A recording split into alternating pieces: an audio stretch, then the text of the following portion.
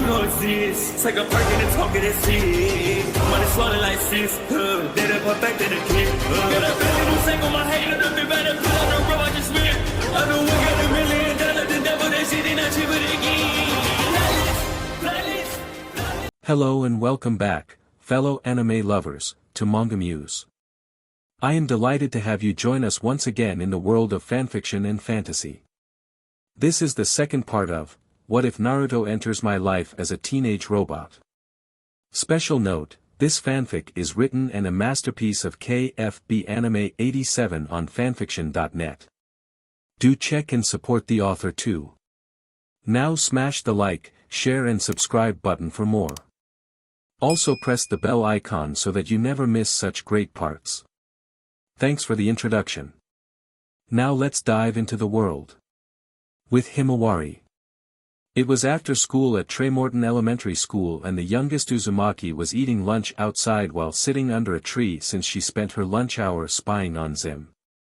Hima. Tuck yelled as he ran over to her in a panic, causing Himawari to sigh in irritation as she had been hoping to eat her lunch in peace. What is it, Tuck? Himawari asked as she took a bite of her sandwich. Zim is looking for a friend and he's doing tryouts. He's already sent some students to the nurse's office, Tuck yelled in a panic. Okay, two things, one to calm down, and two, who's the one who pointed out that Zim had no friends in an attempt to point out he wasn't human? Himawari asked as she ate her sandwich. Tuck was silent at this before he looked away from Himawari's piercing gaze as he had been the one to do that. Look, I'm sure nobody is that desperate for friends that they would hang out with Zim anyway, so just let me finish my dash, Himawari was saying before she was cut off. Keith is one of the students he was talking to, Tuck said with a flat tone as he looked at his friend. Himawari paused at this for a few moments as she knew Keith and that he had no friends and would probably jump at the chance to be friends with Zim. Do you want to take me seriously now?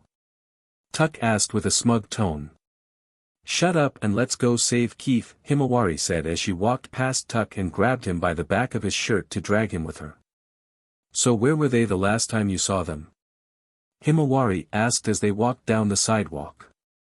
Last I saw them they were heading for Zim's place, Tuck said as he ran to keep up with Himawari, who had a faster stride than him. Why didn't you lead with that? Come on. Let's get over there before Keith ends up on unsolved mysteries. Himawari yelled as she picked up the pace and ran faster. We're not all the pride of our dojo, Hima. Tuck panted as he ran after his friend. The two kids soon arrived at Zim's house and saw what looked like a kid that was around their age with red hair standing outside Zim's house trying to look through the house window. Zim. You want to go to the zoo? Let's hang out. You have any video games? Zim. Zim. Zim, Keith was saying rapidly as he ran to the different windows trying to spot Zim. Looks like Zim is already sick of his new friend, want to leave Keith here to annoy him to death. Tuck said as he watched this before he looked at Himawari with a smile. Before Himawari flicked him in the forehead with her fingers. Ow! What the heck, Hima? Tuck yelled as he held his forehead. If we leave Keith to annoy Zim, what's the most likely scenario knowing what we know about Zim? Himawari asked Tuck as she gave him a flat look. He will most likely do something to hurt him to make him go away. Oh, Tuck was saying before realization hit him and he stopped talking.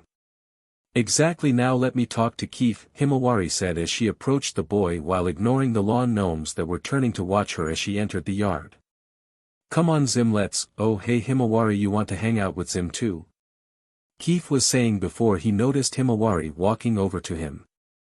Not exactly, look Keith, I don't think it's a good idea for you to hang out with Zim, he's a little eccentric, Himawari said, pausing for a moment trying to find the right word to use. Isn't that what the other kids and adults say about you? Tuck asked curiously before he ducked from a swipe from Himawari taking a swing at him with her arm. Nonsense. Zim is just not good at making friends and needs a chance to make some new ones. I know, I'll throw him a party at his house and invite the other unpopular kids. And you two can come too. Keith said as he smiled at Himawari and Tuck. Keith, while that's a nice gesture, I don't think Tuck was saying before he was cut off. You know what, that's a great idea, Keith, don't worry, we can help you, Himawari said as she smiled kindly at the boy. Great. I'll go get the supplies and invite the other unpopular kids. Zim will love this. Keith said excitedly as he ran off. Are you kidding me? We're going to a party at Zim's? Tuck asked as he looked at his friend with a panicked look on his face. It's the perfect chance to get a look inside Zim's house, maybe I can bug his place, Himawari said with an excited smile as she rubbed her hands together. Well, if anything we will get some cake out of it, Tuck said as he sighed at this. Cake. Where? A high-pitched voice yelled as what looked like a green dog popped out of a bush next to Zim's door, surprising Himawari and Tuck, making the boy of the duo scream in surprise. Talking dog. It's probably a mutant minion of Zim's. Tuck yelled as he hid behind Himawari. It has a zipper on its head, Himawari said with a flat tone as she observed the dog. Where's the cake? I want taco-flavored frosting, the dog yelled as it looked around rapidly, clearly excited to find said cake. This caused its head of disguise to flop off, showing that the dog's head was actually a robot. A robot? Cool. Himself said with a smile as she looked at the robot. Who are you? Are you an intruder? I'm Jar. Do you like pizza? The now-named Jair asked rapidly as he looked at Himawari and Tuck before shouting the last question with glee. Don't believe his attempts to befriend us, Hima, he's obviously trying to trick, Tuck was saying before he was cut off. In order, we're Himawari and Tuck, and it depends on the situation, and yes, we like pizza, which we're gonna bring to a party a friend of ours is throwing for your MSTR Zim, Himawari said as she smiled at Jar. Hima, what are you doing? He's gonna attack us if he finds out, Tuck was saying before. A party? Yippee! Jar yelled happily as he waved his hands in the air. This got a smile from Himawari and a stunned look of surprise from Tuck that this actually worked. We're gonna need help though, can we trust you to let us into the house? Himawari asked as she got on her knee to look at the little robot. There is no way he's that dumb, Tuck was saying before. Only if I can bake the cake. Jair yelled out as he smiled at Himawari. Deal, Himawari said as she smiled back at the little robot. Yay! Ehehehehehehe. Jair yelled before he cackled madly and jumped through Zim's window, breaking it. Grr! Zim yelled out loudly for everyone to hear, clearly not happy with the little robot. What the heck just happened? Tuck asked as he and Himawari left Zim's front yard. I think we just got a mole in Zim's operation, Himawari said with a grin as she walked. Is it really a mole if he's helping us 'cause he's stupid? Tuck asked curiously. Oh, stop whining, we need to get back to my place and find surveillance equipment, Himawari said as she led the way across the street to her home. As they did this, they walked past Naruto's work shed. Are you sure this is a good idea? We're planning to infiltrate a alien's home and we don't even have a way to fight back, Tuck asked as she frowned at his friend. I'm the best in my age range at my dojo, Tuck, we should be fine, Himawari said as she waved her hand dismissively. Not that I wouldn't doubt the skills of the daughter of my creator, but maybe you should have something more than a stubborn attitude and a loyal sidekick, Kit's voice said from Naruto's shed. Who's there? Are you a minion of Zim? Tuck yelled as he hid behind Himawari. Really, dude? Himawari asked as she raised an eyebrow at her friend's cowardice. I am not affiliated with anyone named Zim, Mr. Carbuncle, Kit said firmly. Then who are you? And why are you in my brother's work shed? Himawari asked as she entered the shed to take a look around, not seeing anyone inside. I am the AI known as Kit, made by Kushina Uzumaki. I used to assist her while she worked in her lab, and I now do the same for your brother now that he has inherited said lab, Kit's voice said as the wall to the elevator opened, showing the elevator, surprising the two kids. My mom made an AI? Himawari asked as she raised an eyebrow curiously at this. Your brother now have an actual lab? Tuck asked as he looked at the elevator. Indeed, would you like to see it? Kit asked as the elevator door opened for them. Himawari smiled at this before she entered the elevator. Hima, are you sure this is a good idea? Tuck asked as he looked at the elevator with apprehension. I assure you I am a ally, Mr. Carbuncle. Your brother was just in this lab the other day trying to take one of the ships for a joy ride before I had to warn him, Kit said as she chuckled at how nervous the boy was.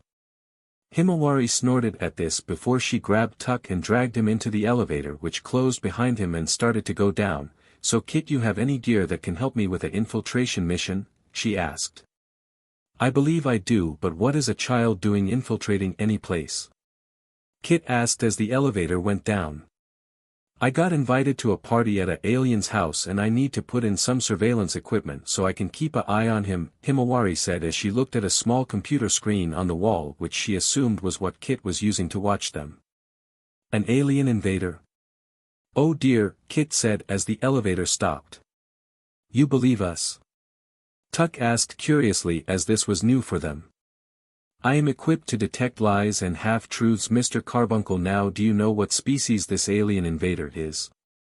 Depending on the answer I will alert Miss Wakeman and your brother so they can deal with it, Kit said firmly. I think it's the Urkin Empire, Himawari said as her and Tuck walked into the laboratory and started to look around curiously. I do believe you can handle this, Miss Himawari, Kit said with a flat tone after a few moments of silence. What? Tuck yelled in surprise while Himawari smiled brightly at this. After doing a preliminary sweep of the house in question, it would seem said alien is an egotistical vagabond who wouldn't know what to do with the earth if he was even able to conquer it for his masters, Kit said as the computer screen nearby showed images of Zim's house. Huh? Tuck asked, not underwear, Kit, thanks to the big words she was using. Zim is an idiot and we can handle this on our own, Himawari said, simplifying it for her friend. Exactly, now I do believe you will be needing these to keep an eye on Zim while in his house, Kit said as a table lifted out of the floor in front of Himawari and Tuck. On the table was several items. One was a glass jar with what looked like a bunch of silver-colored bugs crawling around inside it. And next to the jar was what looked like a big gray hammer. Bugs? How are bugs gonna help? Tuck asked as he looked at the jar, and upon closer inspection he saw that they seemed to be little robots, several of which attacked the glass, making Tuck fall back on his butt. Those are mini Zircons, made to integrate with enemy tech and spy on the enemy, perfect for your mission, right, Miss Himawari? Kit asked with a happy tone. Definitely. Now what's this? Himawari asked as she grabbed the hammer on the table and held it in her hands. It's one of the tools of destruction your mother made. This one is the Omni Hammer, very light but can hit hard, perfect for defending yourself against this Zim, Kit said while Hima took some practice swings with the hammer. Oh, I'm gonna enjoy this, Himawari said with a grin as she took some practice swings. As she did this, the elevator suddenly closed and started to go up. That can't be good, Tuck said as he looked up at the elevator. I do believe Naruto Jenny and another friend are coming down to start his training so he can start helping her on her missions, Kit said as he showed an image on her screen of Naruto, Jenny and Sheldon upstairs waiting for the elevator. Wait, big bro is gonna help Jenny fight bad guys now? Himawari asked as she raised an eyebrow at this. Will you focus? We're about to get busted. Tuck yelled in a panic. If you wish to do this without your brother knowing, I do believe I can help, Kit said. Great, Tuck, grab the mini Zircons and let's get out of here, Himawari said as the Omni Hammer disappeared and what looked like a high-tech glove with a patch appeared on the face of her hand. Just a thought and the hammer will form again, Miss Himawari, Kit said. Thanks, okay, where's our exit? Himawari said as Tuck grabbed the jar of mini Zircons. The floor underneath both of them suddenly opened and the two kids fell yelling in surprise just as the elevator came down and opened up, revealing Naruto, Jenny and Sheldon. Oh my god, it's an actual lab! Sheldon yelled as he looked around in excitement. I told you, Naruto said as he chuckled and shook his head at his friend. Welcome, Naruto, are you ready to start your training? Kit asked as the wall nearby opened, showing what looked like a training course. Absolutely, Naruto said as he nodded and cracked his knuckles. With Himawari. Himawari and Tuck yelled as they were shot out of a trash can and landed in some bushes nearby. I think I lost my lunch back there, Tuck groaned as he stood up while holding the jar of mini zircons. Well, that beat any slide I went on at the fair, Himawari said with a chuckle as she fixed her hair. Before Tuck could yell at Himawari that she was nuts, he spotted what looked like several kids outside Zim's house carrying what looked like party supplies. Looks like we're just in time, Himawari said as she approached Zim's house. Yeah, what's the plan? Tuck asked as he followed her and handed her the jar of mini zircons. Seeing as Gur gave me a pass to enter along with Keef, I'll go inside while you distract the kids, Himawari said as she put the jar in her backpack. How am I supposed to distract all of, oh fine, Tuck was asking before Himawari gave him a flat look, making him realize what she wanted him to do. He then walked over to the other kids who were all waiting for Keef and Zim to come out. What are you all doing? Don't you know that Zim is an alien invader looking to harvest our spines to turn into walking canes as offerings for his evil masters? Tuck yelled loudly, getting the attention. Himawari gave Tuck a thumbs up as she snuck through the open window into the house. Inside, Himawari was sneaking around the house, making her way around and looking for a good place to let out the mini zircons.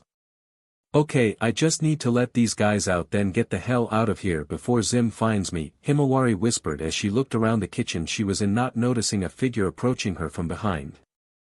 Hi bestie. What are we hiding from? JR screamed loudly, getting her attention and making her jump in surprise. Gah! Don't do that. I think my heart is in my throat, Himawari said as she turned around and looked at Jar. Oh, I keep my human heart in a jar on my shelf, you wanna see? JR asked as he tilted his head to the side and smiled. Himawari paused at this for a moment before she shook her head. No Gur, I need to let out these special termites, she said as she thought up an excuse and took the jar of mini zircons.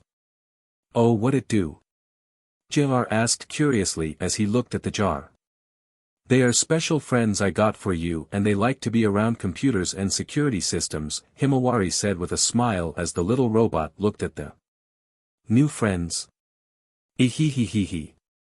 JR asked excitedly before he started to cackle madly as he opened the jar and poured the microbots on himself before he ran off cackling madly, dropping the jar on the ground. Not how I expected this to go, but it works, Himawari said as she picked up the jar, seeing that some micro boys were still inside it. Aw. CRP, that's Keef, Himawari thought as she quickly summoned her Omni Hammer and ran into the living room, and her eyes widened as she saw Keef and Zim. Keef was holding a box that had some robot arms that had just grabbed his eyes, and Himawari saw what had just happened and with a war cry jumped at Zim, her Omni Hammer raised. An intruder?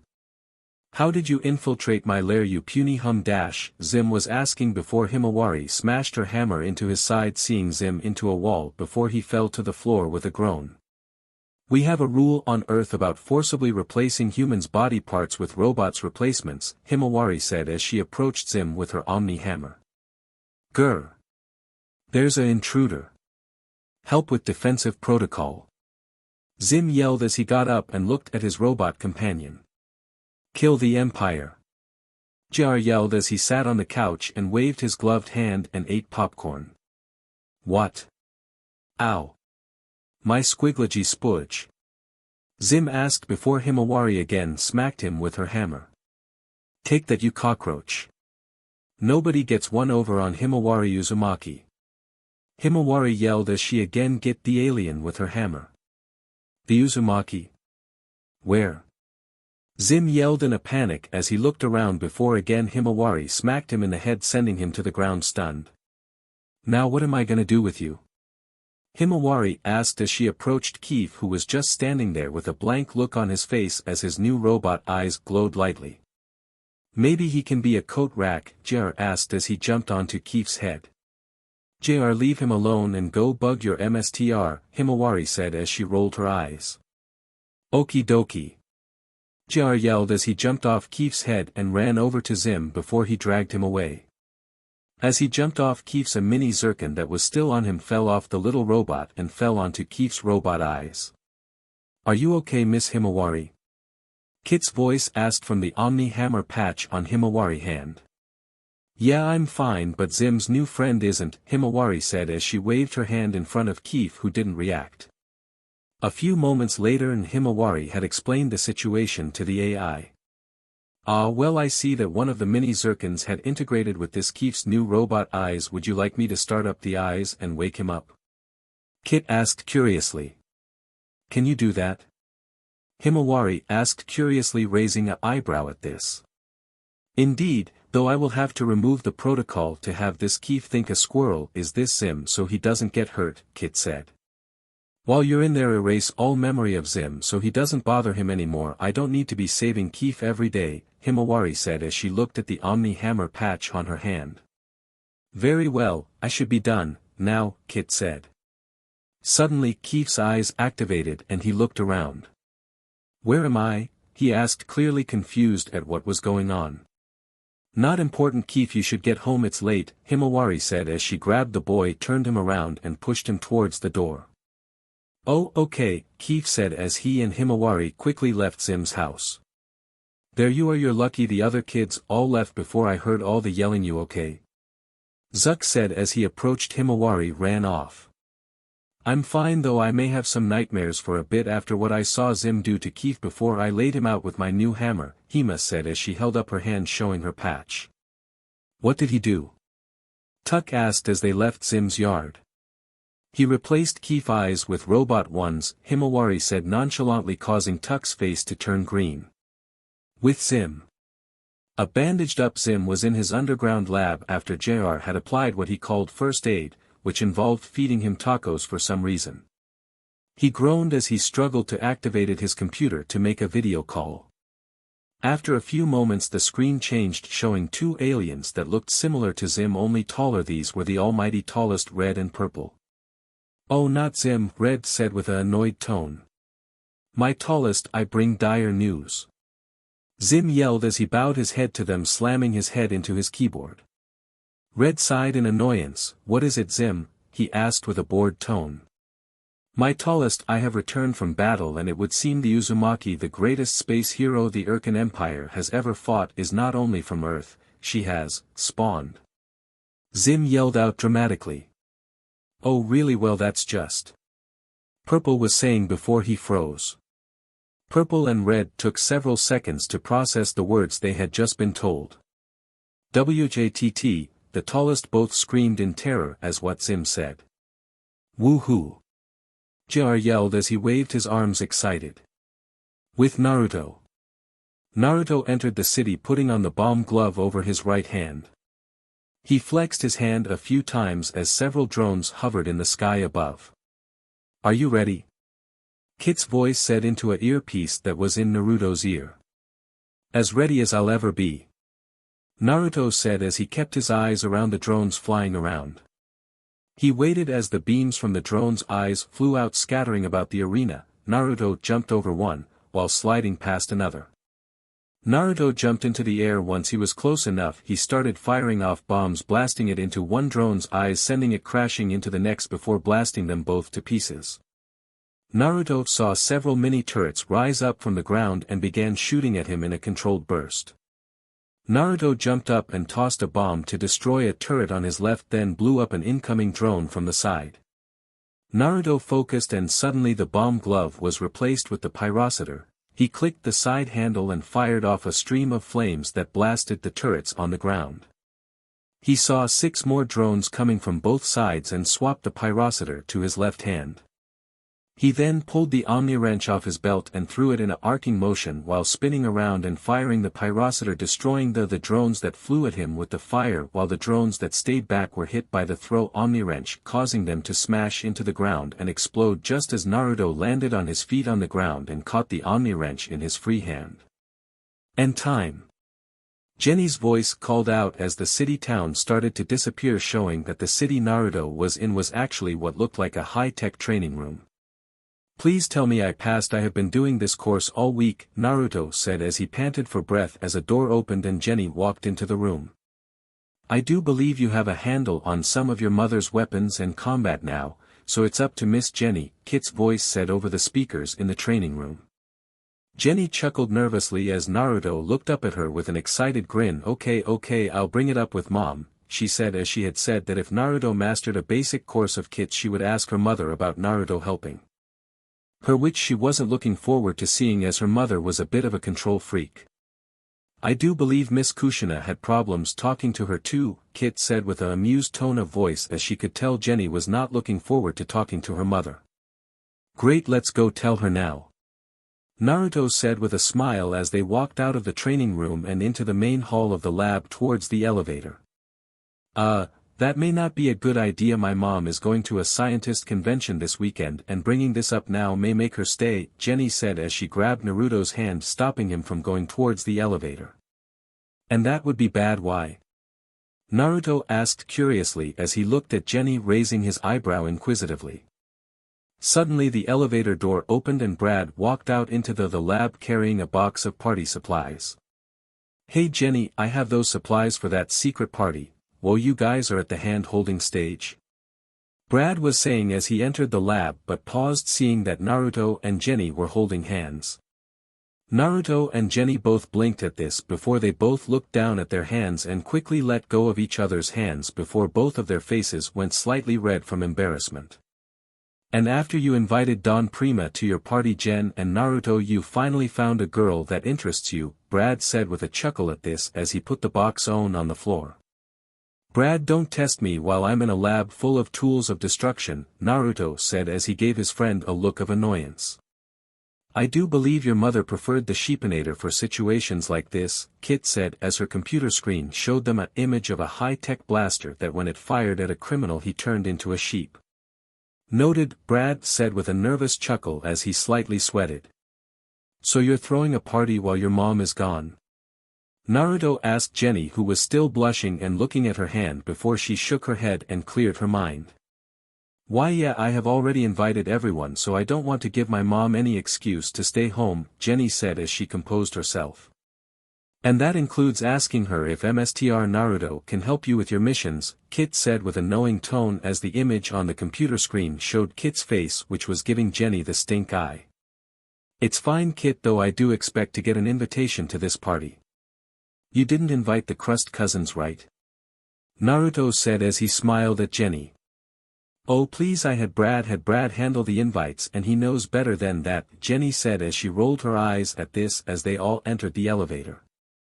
Actually, Brad was saying as he chuckled nervously as the doors closed and the elevator went up, leaving Kit alone in the lab.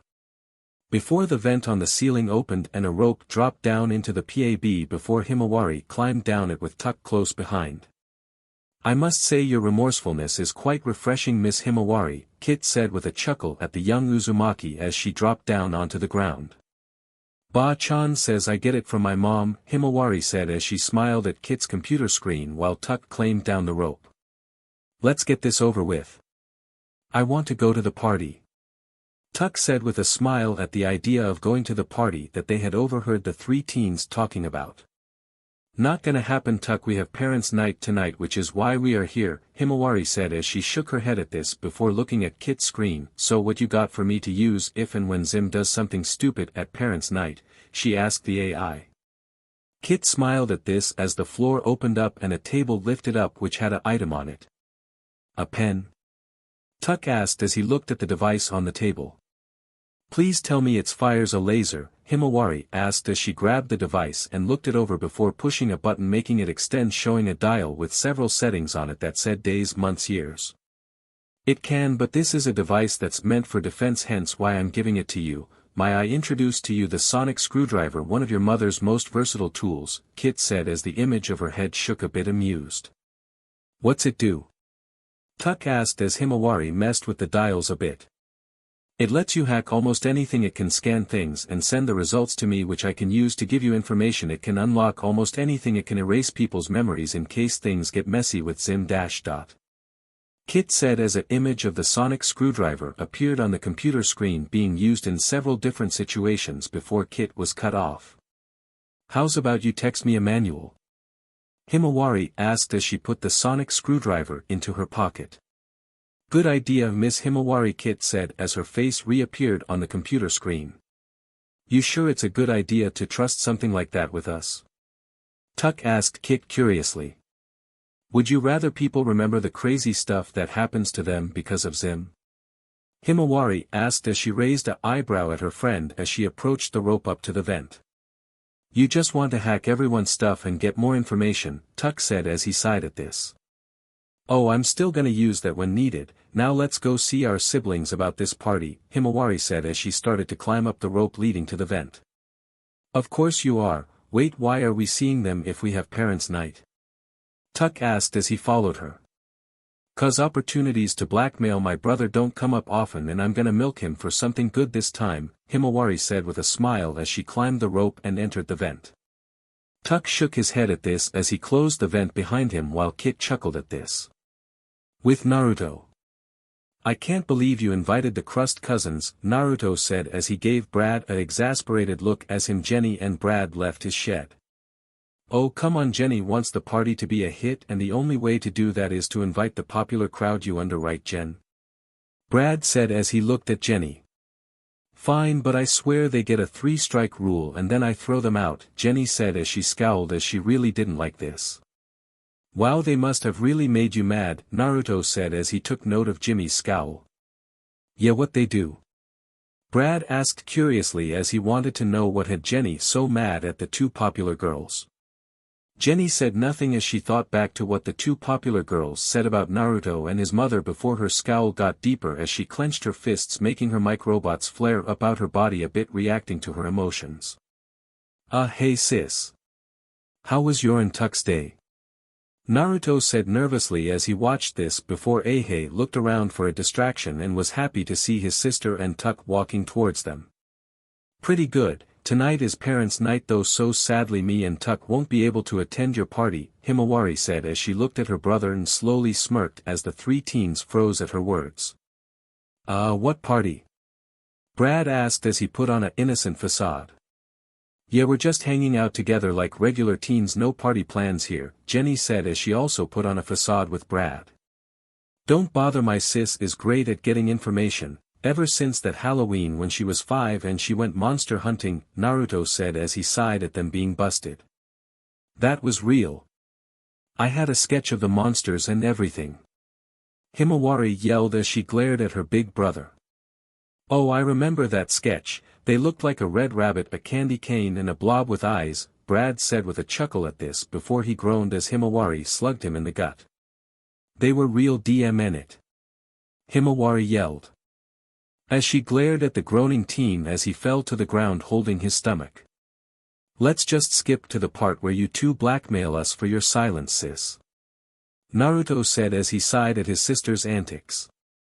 Fine, seeing as you have Mom's lab and now I want you give me something of Mom's from it, Himawari said as she looked at her brother. Done, but no weapons, Naruto said with a sigh at his sister as he had no problem doing this for her, seeing as his sister had no memories of their mom since she had disappeared when Himawari was a year old. Glad to be doing business with you, have fun at your party, Himawari said with a smile at the three teens as she and Tuck walked away. You sure you don't want to be a mob enforcer and not an investigator when you grow up? Tuck asked curiously as he followed his friend. Your sister is nuts, dude, I can taste my spleen, Brad groaned as he stood up holding his stomach. According to Bachan, she gets it from my mom and should calm down after PBRTY, Naruto said as he shrugged. So we should keep a helmet handy for the foreseeable future then, Jenny stated as they walked towards her house. Ha! Good one, Jenny, Naruto said as he laughed at this. Who's kidding? Brad grumbled out as they all went inside Jenny's place to get ready for the party tonight. Later that night, Jenny, Naruto and Brad were inside Jenny's house getting everything ready for the party. The food and drinks were out and the music was already playing. I hope people actually show up. Did I get the right soda? Jenny said as she finished putting out some chips before she ran over to the drinks table to check it. Jenny, relax, you don't need to make yourself a wreck over this, Naruto said as he patted Jenny on the shoulder. Do you think so? Jenny asked as she looked at Naruto. Of course you just need to relax and be yourself and don't worry, I have your back, Naruto said as he smiled and gave Jenny a thumbs up. Jenny smiled at this before she nodded. Okay, I'm calm now, thanks, Naruto, she said as she composed herself. Ding dong. Oh God, they are here. Jenny yelled in a panic as the doorbell went off. I'll get it, Brad, you calm Jenny down, Naruto said as he sighed at this. She's your girl, dude, I'll get the door, Brad said as he ran to the door while snickering at Naruto's embarrassed face at his words while Jenny didn't react, seeing as she was still panicking. Naruto made a killing gesture under his neck at Brad before he went to go calm Jenny down as the party guests started to enter the house. A few moments later the party was in full swing with teens enjoying the food, talking to each other and on the dance floor. See? I told you you had nothing to worry about, Naruto said to Jenny as he gestured to the party. Jenny nodded at this as she smiled and waved at some of the students that greeted her and told her her party was great. With Himawari. Meanwhile, back at the middle school, Himawari was in her classroom sitting at her desk reading the instructions for the sonic screwdriver on her phone from Kit while Tsunade was talking to Miss Bitters. How are you holding up? Tuck asked as he approached his friend. Well, I haven't had the urge to burn this place down yet, so pretty good so far, Himawari said as she looked up from her phone.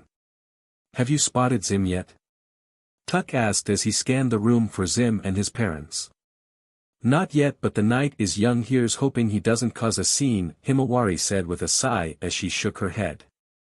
Suddenly the door to the classroom opened and Zim in his human disguise entered, accompanied by what looked like two crudely made robots that were obviously meant to mascaras as Zim's parents. How does no one notice those are crudely built robots? Tuck asked as everyone greeted the new arrivals, not noticing that they were robots at all. I think it's something in the water, the air, and their brains. Himawari said as she sighed. Greetings the Hima and her pet, as you can see my robots are capable of fooling the other humans at this parents' night, Zim said as he approached Himawari and Tuck. Pet? Tuck asked, his pride being hurt hearing this as people had called him Himawari's shadow before, but this was a new low for him. The Hima? Dude, my name is Himawari, the youngest Uzumaki said as she gave Zim a look like he was an idiot. Maybe he's still seeing double from when he took 30 whacks with your hammer, Tuck said with a snicker at the memory. I know what your name is, the Hima. And don't think your mother's Omni Hammer will protect you forever if you continue to interfere with my plans, Zim hissed out so only Himawari and Tuck could hear him. Wait, how do you know my mom? Himawari asked as her eyes narrowed at Zim's words. But as this was happening. Oh no honey, is it? Robo-Mom asked the robot dad, getting everyone's attention. Yep. Diarrhea. Robo-Dad said with dramatic tones, catching the attention of everyone as Tsunade raised a brow at this. I have just the thing for that. Robo-Mom smiled, tossing a cup of punch on her husband, causing him to start to short-circuit, sparks dancing around his body. Who does your hair? Robo-Mom squealed, pushing the mother into wall as she savagely began poking her in the race, much to the horror of her family. Mom, I think we need to go home now. Zim said urgently, causing his mother to stop her rampage, turning to him with a stern glare. Don't you talk to me like that, young man, you go to your room. She picked up Zim, spinning around and around, tossing him into a nearby trash can, toppling it over beside Himawari and Tuck. Having trouble with your parents, Zimmy? Himawari asked with a smirk as she looked down at Zim while Tuck took a picture of Zim with his phone. Silence. Zim groaned. The three watched as Robo-Dad crashed face first into the wall again and again like a wrecking ball, cracking and denting the wall. Is your dad okay? A teacher asked. Suddenly the male robot's arm came flying off, landing at the man's feet, causing him to let out a girlish scream of terror. It's fine. My dad lost his arm in, the war. Zim exclaimed frantically. That was my squeezing arm, they took my squeezing arm. He cried out frantically. Himawari watched as Robo-Mom continued to assault the poor woman from before and the Robo-Dad continued to scream about his arm. Okay, I've had all I can stand of these Robo-Bums. Himawari said, pulling out the sonic screwdriver. Did you read through the manual for that? Tuck asked curiously. Hi hiss. Zim hissed, seeing the screwdriver nightmares of a woman surrounded by fires laughing at the fallen armies of the Urkin Armada behind her. Himawari ignored both of them and jumped onto Robo-Mom's back, stabbing the sonic screwdriver into the psychobot's neck. You get down from there now, young lady. Robo-Mom screamed, spinning around as Himawari got to work. Robo-Mom twisted and turned before she fell to her knees. Without missing a beat, Himawari rushed towards Robo-Dad and began to work the screwdriver on him next. Okay, that oughta do it. Himawari said as she put away the sonic screwdriver. Himawari, what did you just do? Tuck asked. He got his answers as both robots suddenly jolted upwards, their eyes pure white. What have you done, cat-faced human? Zim demanded. Zim. The Urkin invader looked up to see both his robot parents glaring down at him. That's not the way to treat a lady, young man. Now you apologize right now. Robo-Dad ordered. Robo-Mom raced over towards the fallen mother. She poked, waving his hands rapidly, blowing up a wind over her. I'm so sorry, I guess I was just a little overexcited. Robo-Mom said kindly. And no problem, the parents stuttered put as the rest of the parents and teachers came back into the room. Anyway, sorry we have to leave so soon, but it would seem we have to get our son home. He has been a little monster to his fellow students and is grounded for a week, Robo-Dad said as he and the Robo-Mom walked towards Zim. What? Zim yelled before he was grabbed by his arms and dragged towards the door. Have fun, Zim, Himawari said as she smiled as she waved at Zim, her sonic screwdriver in her hand. Curse you, the Hima. This isn't the end. Zim yelled as he was dragged away by his robot parents. That kid is weird, isn't he? Tsunud asked as she approached her granddaughter. Lady, you don't know the half of it, Tuck said as he took a picture of Zim as he was dragged away by his robot parents. Zim and me have been butting heads since he moved here, Ba-chan, Himawari said as she shook her head. Tsunade raised an eyebrow at this as while Himawari kept to herself she didn't really clash with people a lot unless they provoked her, she then chuckled a bit as a thought hit her. What? Himawari asked as she raised an eyebrow at her grandmother. Well, in my day when a boy would pick on a girl it meant they liked her, Tsunade said with a teasing grin at the youngest Uzumaki. Tuck's reaction to this was to drop his camera before he started to snort in laughter before he covered his mouth as Himawari gave him a death glare. Trust me, Ba-chan, you're way off, Himawari said as she fought back the urge to throw up as they all continued to enjoy Parents' Night. Back with Naruto. Meanwhile, back at Jenny's house, the party was in full swing with teens having fun and enjoying the party. And Naruto was miserable as he was busy trying to keep the place clean as he knew that if the place got trashed during this party then Miss Wakeman would find out about the party and she would most likely not be happy. Hey, no hanging off the chandelier. This isn't your mom's house after a late night at the pier. Naruto yelled at some teens as they attempted to jump onto the hanging chandelier. This got some laughs and a few groans at Naruto's burn. Ah, that Uzumaki would enjoy the party, you guys, Brad said to the teens. Naruto just insulted as they gave Naruto dirty looks. Dude, can you not insult the guests when you're keeping the peace? Brad asked as Naruto continued to clean up. I would if I didn't have to clean up after everyone. Hey. No throwing stuff. Naruto yelled as he caught what looked like a handheld vacuum cleaner some party-goers were passing around like a ball. Look, just relax and try to have fun. We have plenty of time before Miss Wakeman gets home so we can clean up after the party, Brad said as he patted Naruto on the shoulder. If it would help you relax, young MSTR, then I could keep a watch on Miss Wakeman through her phone and security cameras and alert you when she's on her way home, Kit's voice said through Naruto's Omni glove. That would help a lot, Naruto said with a sigh of relief. You can hack security cameras and people's phones? Brad asked, raising an eyebrow at this reveal. I am helping you so MSTR. Naruto isn't a party crasher. Don't question me, Mr. Folly, Kit said firmly. Retracted, Brad said with a nervous chuckle as he went back into the party to go mingle with the guests. Naruto chuckled at this as he also relaxed a bit and looked around at the party before he spotted Jenny sitting nearby with an older teen who was buff and had a fancy haircut. This was Don Prima, the most popular guy at school.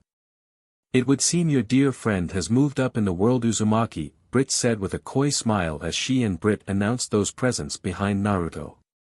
"Why would I care who Jenny hangs out with? She can be friends with whoever she wants," Naruto said as he rolled his eyes at the two popular girls. "So you don't care if she leaves you behind and becomes part of the popular crowd?" Brit asked curiously.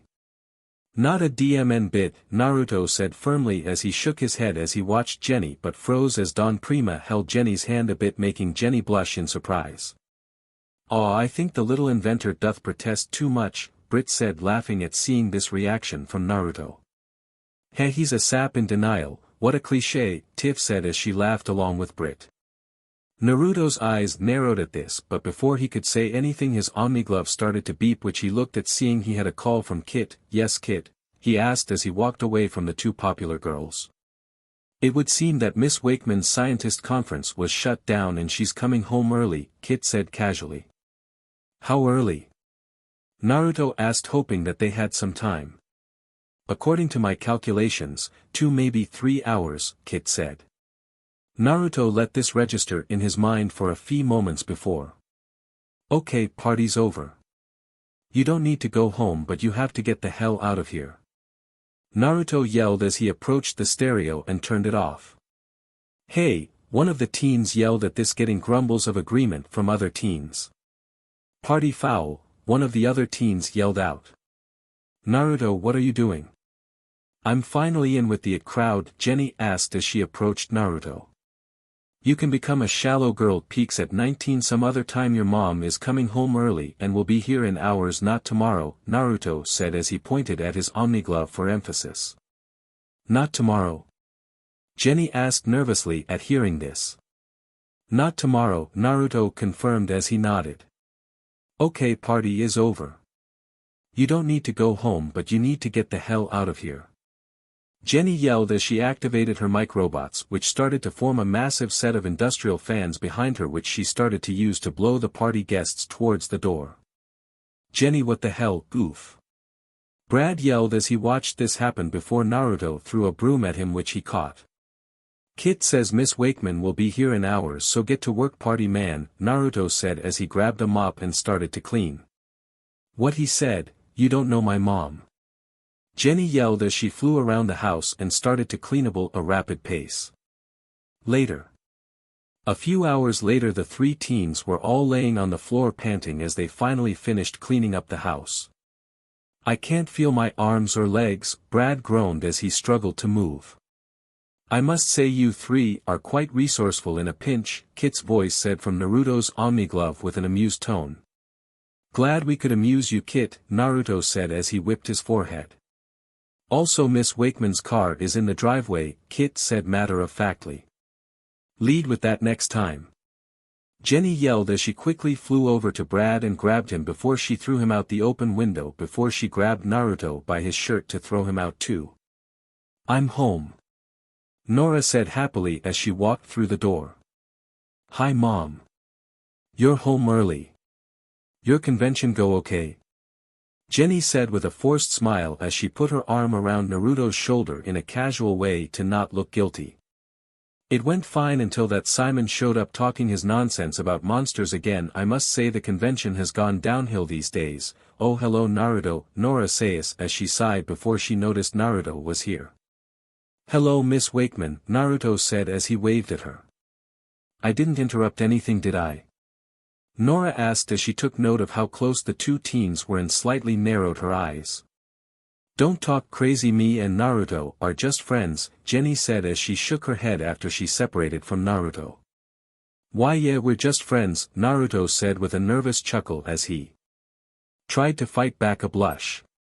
Nora raised an eyebrow at this as she looked at the two teens. "I don't think she believes you, and quite frankly I don't either," Kit's voice said with an amused tone from Naruto's Omni glove. "Don't you have a mute on the thing?" Jenny asked Naruto as he looked at his glove with an annoyed look. "Kit? Is that you?" Nora asked as she looked at Naruto's glove, surprised at this as she remembered this voice as the AI that would assist Kushina back in the day. Indeed it is Miss Wakeman, Kit's voice said. How did you get that thing to actually work? I know it had a DNA or fingerprint scanner in it, but it was so complicated I couldn't crack it, Nora said as she approached Naruto and looked at the glove. Still bitter, Miss Kushina was several steps ahead. Kit asked with an amused tone. Still a little smart aleck? Nora asked with an annoyed look on her face. Seeing that Miss Wakeman was getting annoyed, Naruto put his gloved hand behind his back. Look Miss Wakeman, there was something I wanted to bring up that involved my mom's lab. Oh, you found her lab? That's wonderful. Glad to know you are taking up her work, Nora said as she nodded. And Kit's been making me go through a training regimen the past few weeks, Naruto said, deciding to bring this up. Nora paused at this before she thought about this. I see you wish to help XJ9 with her job helping the planet, she stated. Naruto nodded at this while Jenny was silent at this as she watched. Tell me, what would be your philosophy with dealing with threats to our planet? Nora asked as she looked at Naruto. Naruto thought about this in silence, and after minutes of silence, well, I guess I would like to never be cruel and never be cowardly even against my enemies, he said as he looked at Nora. Pretty words, but what if an enemy does something that makes you hate them? Nora asked as she gave Naruto a firm look. Hate is foolish, Naruto said quickly, making Nora blink in surprise. What did you say? Nora asked as she looked at Naruto. It's something I remember my mom saying a lot. Hate is foolish and love is always wise, Naruto said as he smiled as he reminisced a bit. Jenny smiled a bit at this as she liked hearing this. As Nora looked at Naruto, she thought back to her Sky Patrol days.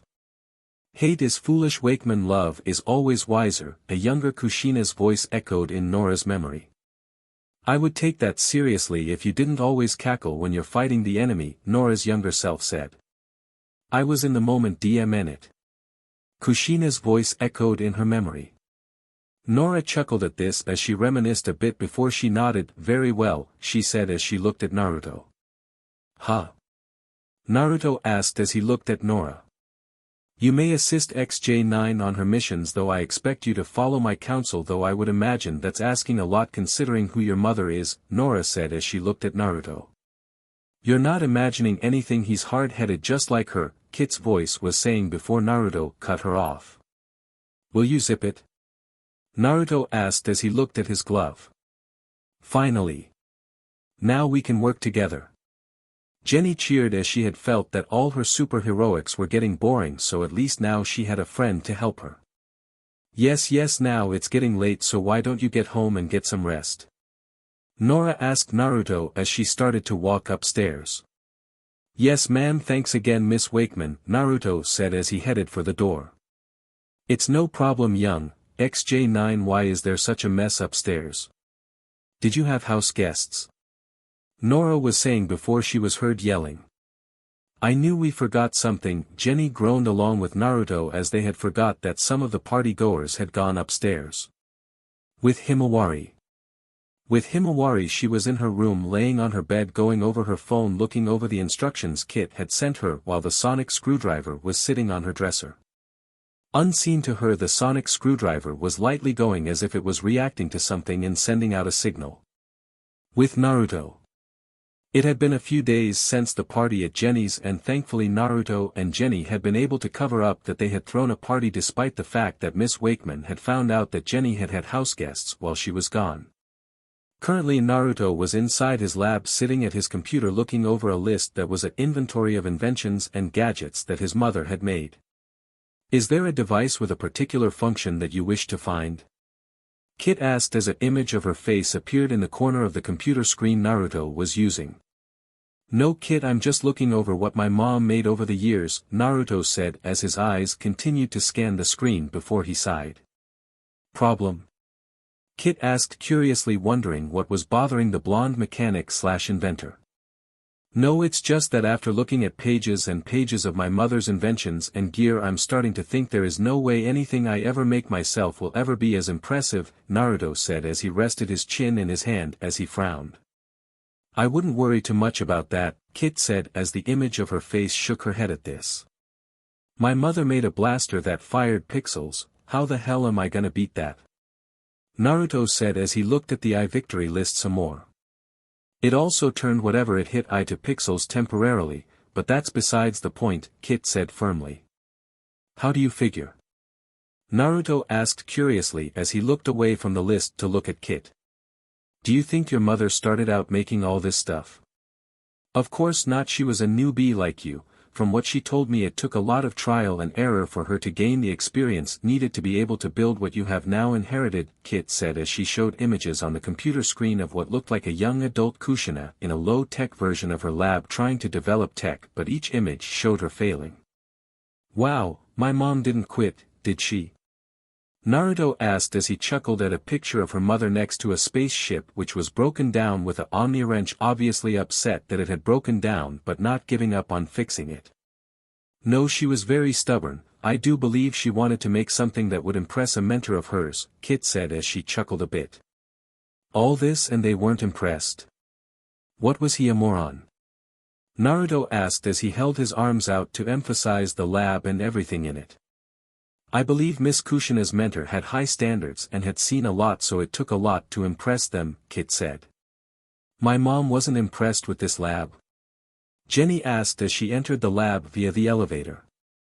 No she was, Miss Jenny, Kit said as the image of her face shook her head, making Jenny raise an eyebrow inquisitively at this as she looked at Naruto.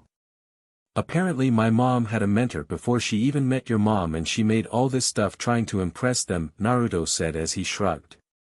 Wow, someone with higher standards than my mom? Jenny asked, her eyes widening at the idea. Apparently, so what do you need, Jen? Naruto asked curiously as he looked at his friend. Oh, Himawari asked me to go inside here and tell you, and I quote, you have 30 minutes to cough up something of mom's or I'm gonna sell you and Jenny down the river for that party, unquote, Jenny said as she looked at Naruto with a slightly nervous look. Gah! Little extortionist, Naruto grumbled as he rubbed his forehead as he had forgotten about this. I do believe you wish to give her something that's not a weapon, right? Kit asked, getting Naruto's attention. Yeah, I don't need my little sister getting involved with this stuff, so something interesting but not dangerous would be perfect, Naruto said as he looked at Kit's screen. Kit was silent for a moment at this but quickly composed herself. If you wish to keep your sister safe, I do believe I may have something that your mother was working on before she disappeared, she said as an image of a schematic appeared on her computer screen. Naruto and Jenny took a look at the schematic for a few moments before they both smiled at what they saw. That's perfect, Kit. Naruto said with a smile at the AI. Yeah, not only is it cool like Himawari asked, but it should keep her safe, Jenny said as she nodded in agreement. Very well, I will bring it up out of the vault. It was programmed to protect you, I believe, but seeing as you're capable of doing that yourself, I'll change that to your sister, Kit said as the schematics disappeared and her face reappeared. Sounds good, send it up to meet us while I go try to convince my sister not to sell us out, Naruto said as he entered the elevator. Yeah, I'm not being grounded for that party and I don't want to have to leave your sister in the Arctic so she doesn't sell us out, Jenny grumbled as she followed Naruto into the elevator which closed behind them. I wonder if the sonic screwdriver would work on Miss Jenny, Kit mused to herself for a few moments before she got to work on reprogramming the gift/bribe for Himawari. Outside. Naruto and Jenny walked out of the workshed and saw Himawari and Tucker waiting for them in the backyard. Hey sis, hey Tuck, Naruto said as he smiled at his little sister and her friend. Hey Naruto, hey Jenny, Tuck said as he waved at the two teens. Skip being a kiss, but, where's my bribe? You have 20 minutes to comply before I send this text with video and audio evidence to Bachan and Miss Wakeman, Himawari said with a firm tone as she held up her phone which had a countdown on it that was less than 20 minutes. Jenny's eyebrow twitched in annoyance at this as her nanobots swarmed out of her tech joints and made a skull symbol behind her showing she was angry. Himawari raised an eyebrow at this before she moved her hand behind her to grab her sonic screwdriver which was in her back pocket. Tuck seeing this quickly jumped forward. So, Naruto, I'm sure you have found something good for Himawari that your mom made, he said with a nervous chuckle as he really didn't want Himawari to reveal she already had some of her mom's tech as that would get questions. Yeah, it should be up here soon, right Kit? Naruto said as he looked at the back of his Omni glove. Indeed, I just finished reprogramming it and it is coming up now, Kit said. As she said this, trash can nearby opened and something shot out of it and started to fly around, getting their attention.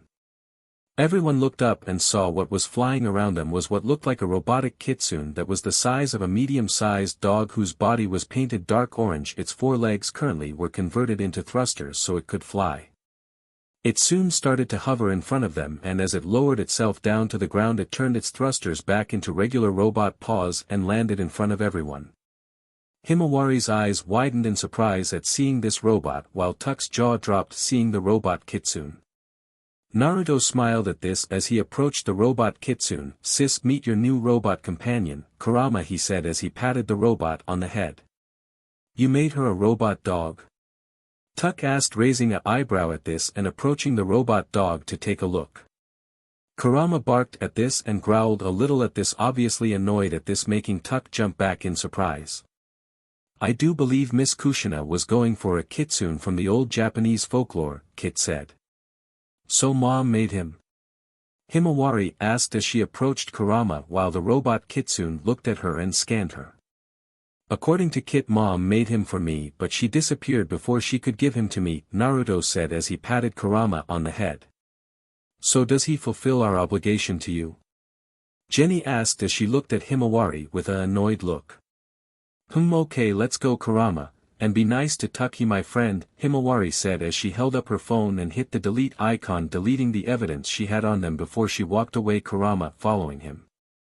Kurama said nothing to this, but he growled at Tuck a little again as he walked past him, making him jump in surprise again. Oh, come on. So I called you a dog who would think of kitsune?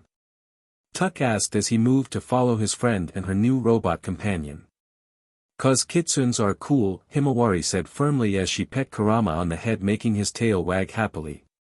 Naruto chuckled at this as he shook his head at his sister and Tuck. Little extortionist, Jenny grumbled under her breath. Oh, it's fine, Jenny, Naruto said as he looked at his friend. You're okay with being blackmailed? Jenny asked, raising an eyebrow at this. And my sister is complicated, she just wanted something that connects her to our mom. She doesn't have what little memories of her that I have, as she was barely a year old when she disappeared, Naruto said as he shrugged before he frowned a bit. Jenny frowned at this as she hadn't thought of this. I'm sorry, she said as she looked down at the ground. It's fine, Jenny, you didn't know, Naruto said as he patted her on the shoulder and smiled at her.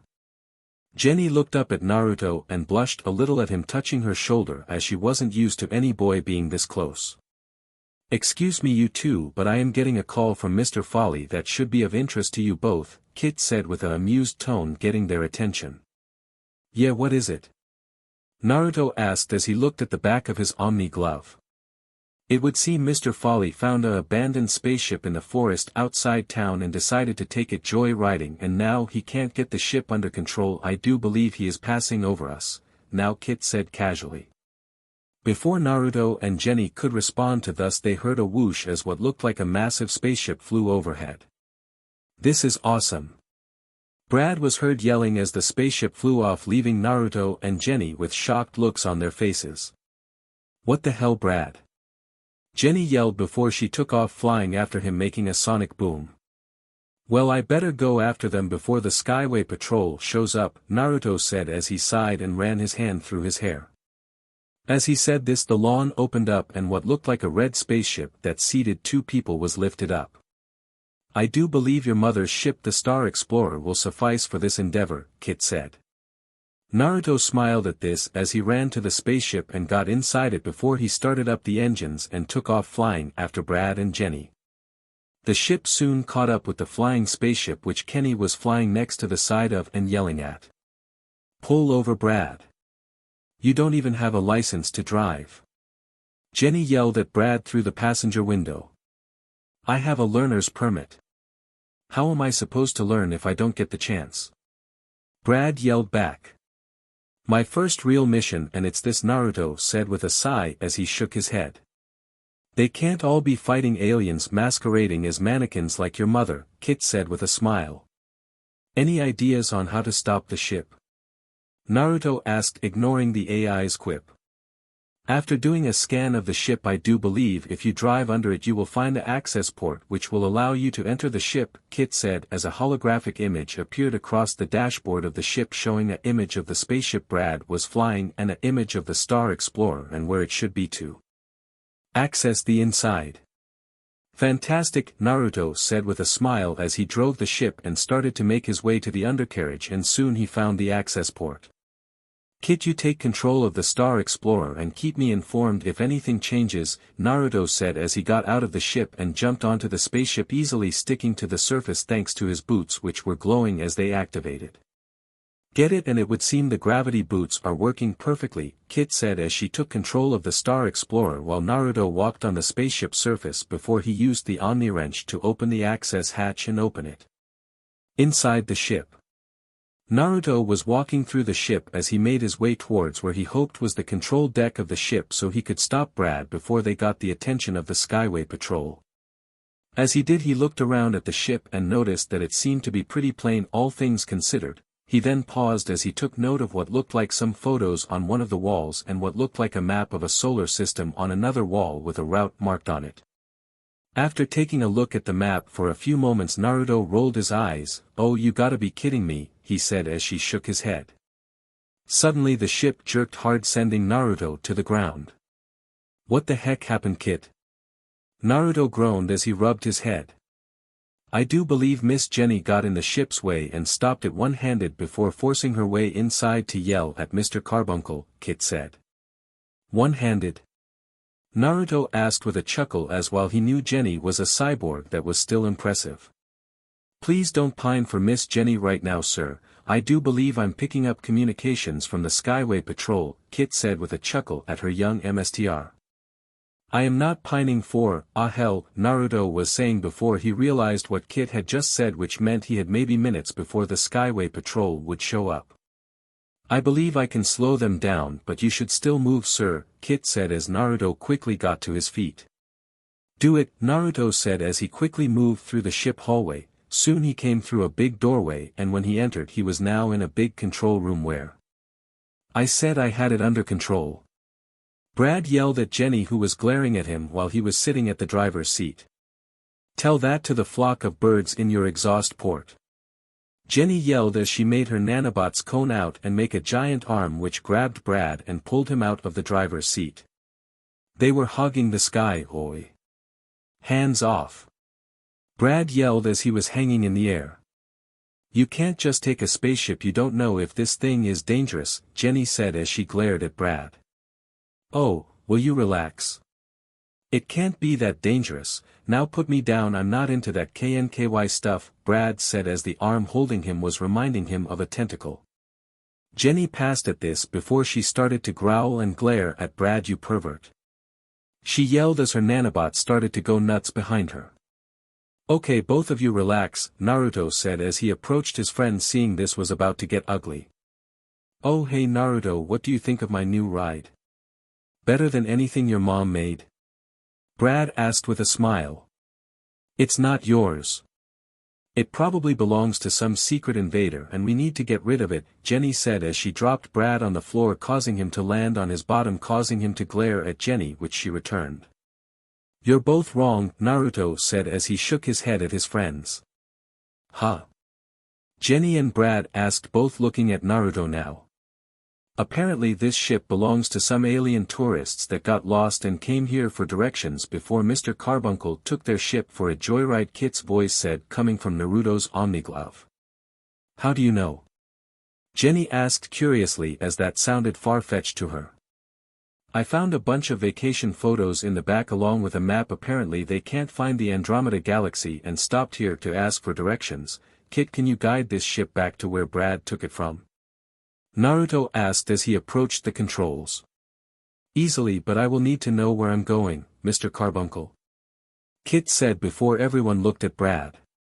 "The forest," Brad said with a sigh of defeat. Good, let's get this ship back before we get busted by the Skyway Patrol, Naruto said as he sat down in one of the seats before the ship started to move thanks to Kit taking control after he had given her control of the ship via a command on his Omni Glove.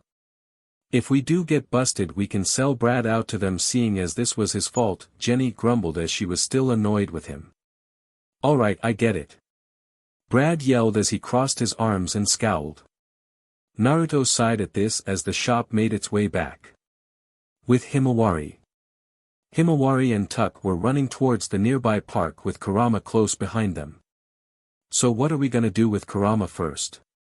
Tuck asked Himawari curiously. Himawari thought about this for a moment before she saw that Kurama's nose was blinking, causing her to raise an eyebrow inquisitively. Maybe he's cold and needs some cocoa, Tuck said as he noticed this too. Kurama blew a raspberry at Tuck before he opened his mouth, and what looked like a camera lens poked out of his mouth before it projected a holographic image of Kit's face. "Ah, Kit, I should have figured you can send us messages through Kurama," Himawari said as she looked at the image of Kit. "Indeed I can, seeing as Kurama is programmed to stay with you I figured this would be the best way to contact you," Kit said as she looked at Himawari and Tuck. "So why are you calling?" Tuck asked curiously as he tilted his head to the side. "Let me guess, Zim is doing something that requires our attention," Himawari said with a knowing tone of voice.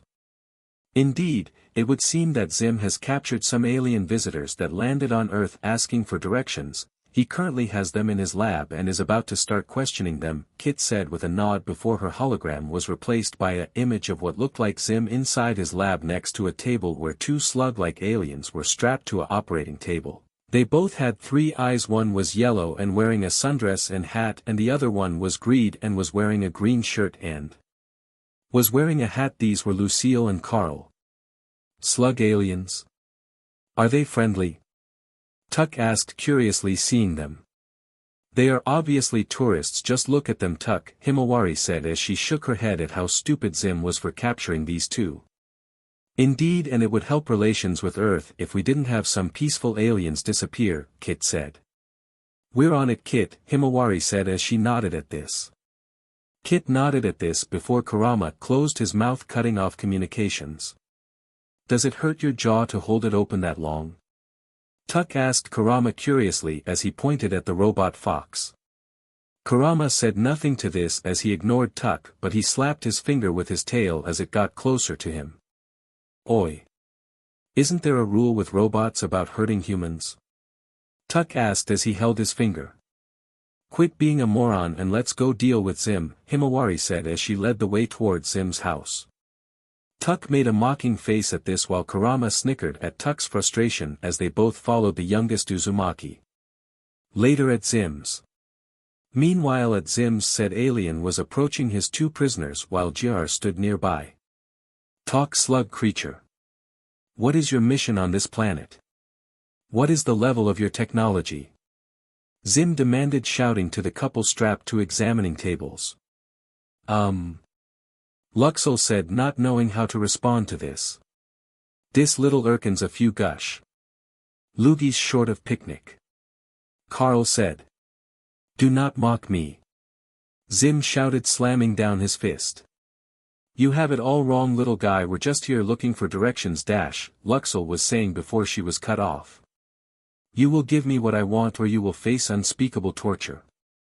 Zim shouted loudly. "Now look here, young man. I don't like the way you're shouting at my wife. Someone needs to teach you some manners." Kral said as he glared. "Someone needs to teach you some manners, silence, fat man." Zim repeated in a mocking tone before shouting at the male slug alien. Meanwhile, unseen to them, Tuck and Himawari floated down into the lab on a flying Kurama's back, keeping their eyes down on Zim. JR looked up and saw the duo smiling as he waved frantically to them, with Himawari urgently silencing him by making a killing gesture under her neck. JR nodded at this before he took note of Kurama. "Oh, look, a robot puppy," he shouted, catching Zim off guard as he looked over in the direction JR was pointing, only to see nothing thanks to Kurama quickly flying silently behind some equipment nearby on the floor. "Shut up, JR. I've gotta get my dissection kit." Zim said, jumping off the table, walking off to the corner, activating a hidden compartment revealing several tools. Himawari and Tuck jumped off Kurama, running over to the couple and began cutting them loose. "Don't worry, I'll have you loose quickly," Himawari said as she took out the sonic screwdriver and put it to the cups holding Luxel down, while Kurama used some layers from his eyes to free Carl from his own. Lucille's eyes slightly widened seeing the sonic screwdriver Himawari was using, but she stayed silent as she let the earthling free her and her husband. "Okay, you tentacled freaks, I'm, whoa you. Zim exclaimed, pointing at Tuck and Himawari as they freed the couple. "Alright, I've had all I can stand of this little punk," Carl said as he pulled out a fly swatter. "That's it? That's your big weapon, dahahahaha." Zim rolled along the floor screaming in laughter, causing Carl to look over at his weapon. "Oops." Carl chuckled before the fly swatter was surrounded by electricity, causing Zim cease his laughter as his eyes bugged up. "Can't fry brains if it's turned off, can ya?" He laughed, raising up his fly swatter of death. "Ah. Ah. No. No. My brain. Oh God, it's burning my frontal lobe." Zim shouted in pain. "Thank you very much, it's nice to know this planet has such kind children," Lucille said with a smile at Himawari and Tuck while Carl attacked Zim. "No problem, it's our job to deal with Zim," Himawari said as she shook her head. "Jar, help me, my skin is on fire," Zim yelled as he was still being attacked. "Look at me. I'm a doggy too. Let's go harass some cats," Jar yelled as he approached Kurama while in his dog disguise.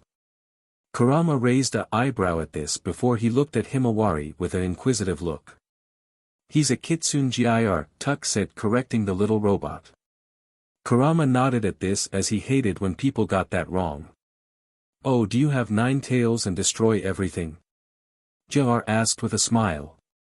"Jr, go scrape your MSTR off the floor, I think he needs a medic," Himawari said as she looked at the little robot. "Okie dokie." Jr yelled before he ran off to go help Zim, who was on the ground covered in burns after Carl's attack. "Okay Lucille, let's get out of here, we can ask another planet for directions to the Andromeda Galaxy," Carl said as he slithered over to them. "Don't be rude, Carl, these 2 humans and their robot companion saved us," Lucille says as she gave her husband a look. "If you need directions, we have a friend who might be able to help," Tuck said as he looked at Himawari. Himawari nodded at this before she approached Kurama, who opened his mouth and projected an image of a caller ID with Kit's face on it, and after a few moments. "Andromeda Galaxy. I do believe you're way off course, sir," Kit said as Himawari had explained the situation to her, and she gave Carl a look of surprise.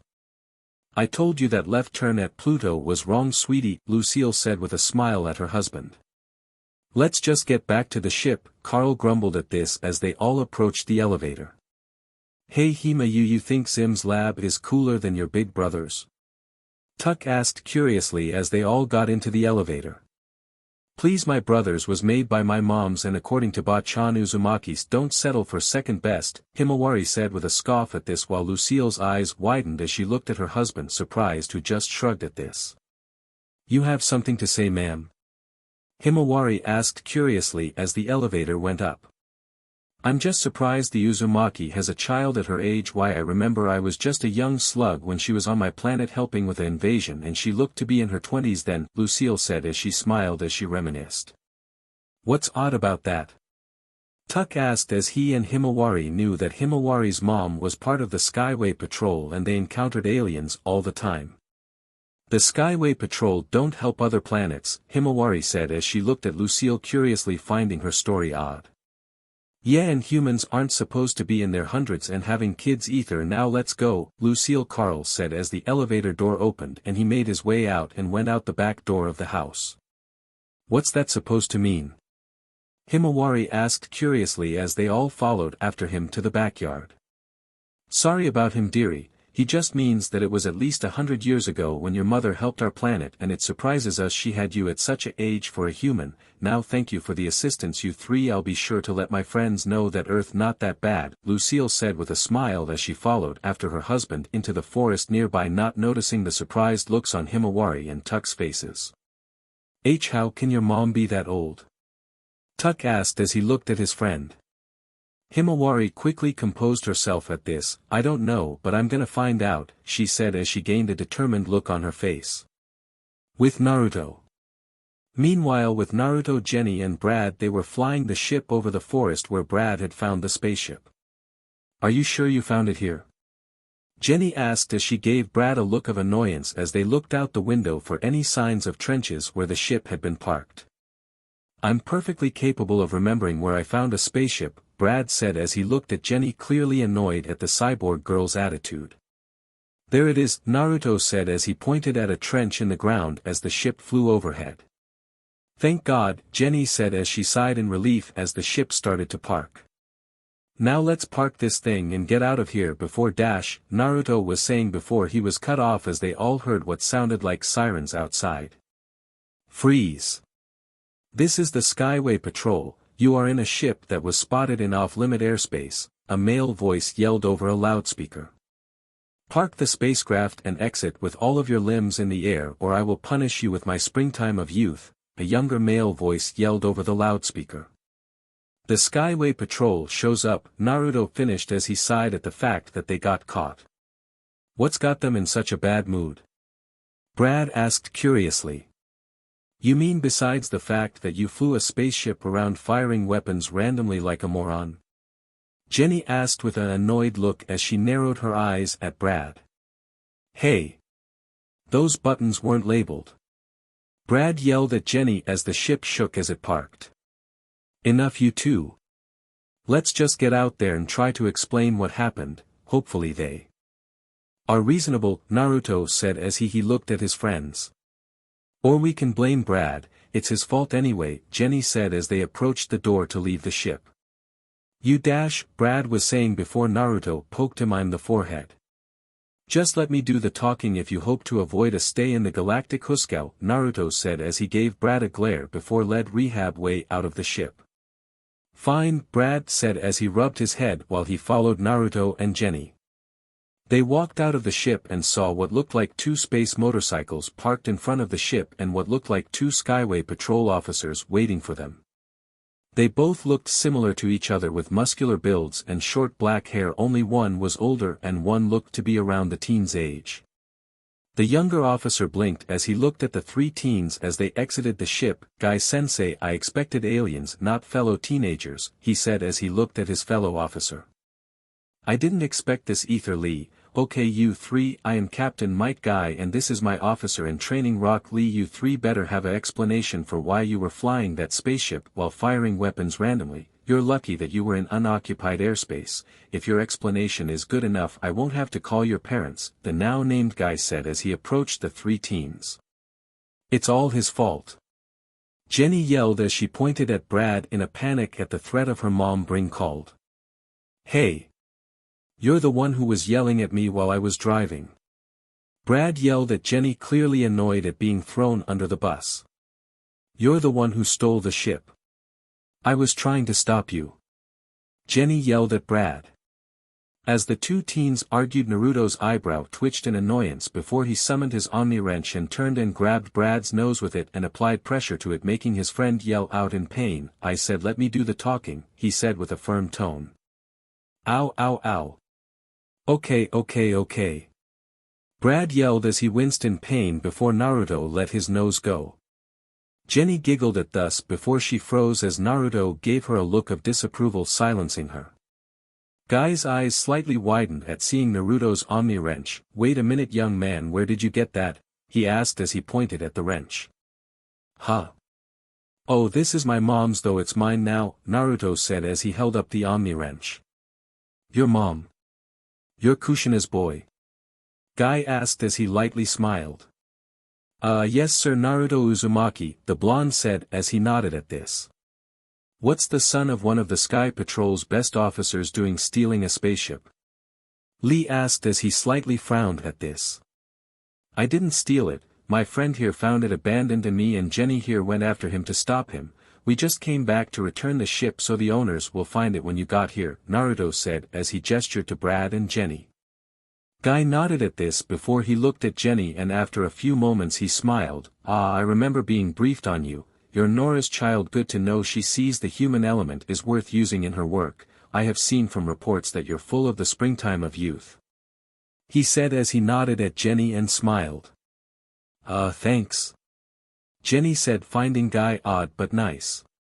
As for you Mr. Uzumaki, seeing as you were using your own equipment to stop your friend here, and you're the son of an old friend, I'll let him off with a warning this time, Guy said as he looked at Naruto. Thank you sir, Naruto said as he nodded in gratitude before he looked at Brad with a firm look. Yeah, I'm sorry, I won't do it again, Brad said as he bowed his head at Guy. What's going on here? Why are you humans surrounding my ship? Carl yelled as he and Lucille approached, getting their attention. Good, I'm assuming you're the owner of this ship? Guy asked as he looked at the two slug aliens. Yes, now out of my way, we're getting the heck off this planet, Carl said as he slithered past the humans and entered the ship. Sorry about him, we had a bad encounter with a local, Lucille said as she smiled at everyone before she followed her husband into the ship. The ship soon took off into the sky, quickly leaving Earth. Well, that was an unexpected turn of events, Lee said as he shook his head. Most days on this job are my student, but we must enjoy the good we can find while doing our duties as Skyway Patrol officers, Guy said with a smile at his student as he approached his bike.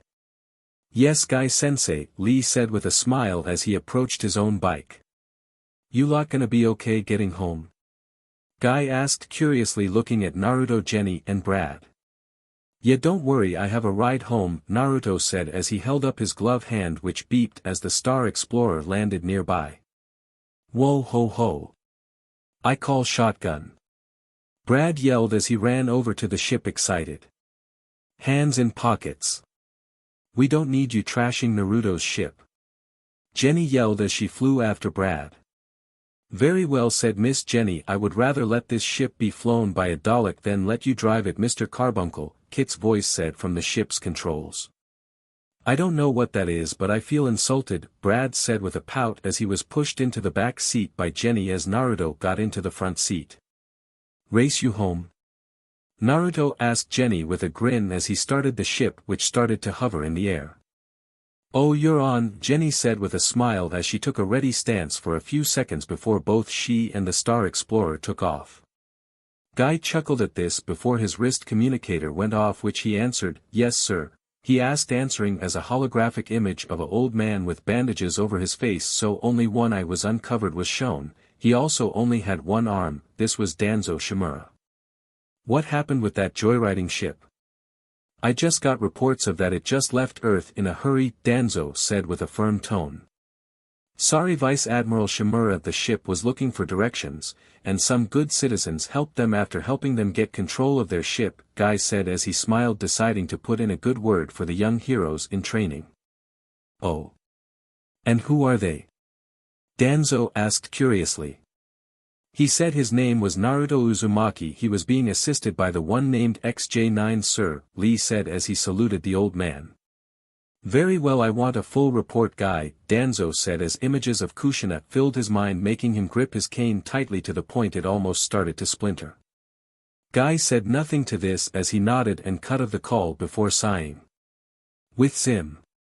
Zim was inside his lab sitting at his computer as it showed him footage of Himawari talking about her brother lab before it switched to an image of Naruto jumping from the Star Explorer to the spaceship Brad was flying. So you're saying that the demon spawn has unlimited access to the Uzumaki's lab and its vast weapons? Zim said as he looked at the footage as it repeated. Yes sir, the computer said with a male voice. Slowly a Grinch-like grin started spreading over Zim's face as he began to chuckle, his shoulders shaking as he burst into a massive wave of laughter. Bwahaha. Computer, laugh with me. Zim yelled as he held up an arm dramatically as Jair started to laugh with him. I don't want to, the computer yelled out as Zim and Jair continued to cackle madly as the little alien made a new plan. With Naruto. It had been a few days since the incident with Brad taking a spaceship on a joyride and meeting the Skyway Patrol officers Guy and Lee. Naruto currently was inside his lab looking over some files on his computer screen. As he was doing this, the elevator doors opened and Jenny walked into the lab. "Greetings, Miss Jenny," Kit's voice said, greeting the young cyborg. "Hey Kit, you called me about a problem with Naruto?" Jenny said, smiling as she greeted the AI before she looked at Naruto, who seemed to be distracted by whatever he was reading on the computer screen. "Yeah, he's been looking at that blueprint like that the past hour. I was hoping you could snap him out if it's seeing as dash," Kit's voice said as his face appeared on a screen nearby. "I said I am fine, Kit."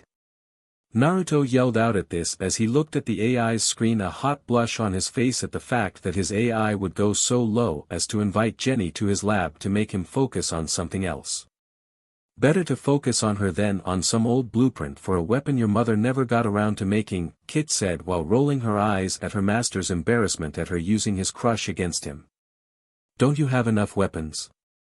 You have so many you could probably give me trouble," Jenny said as she shook her head at this, ignoring Naruto's blush.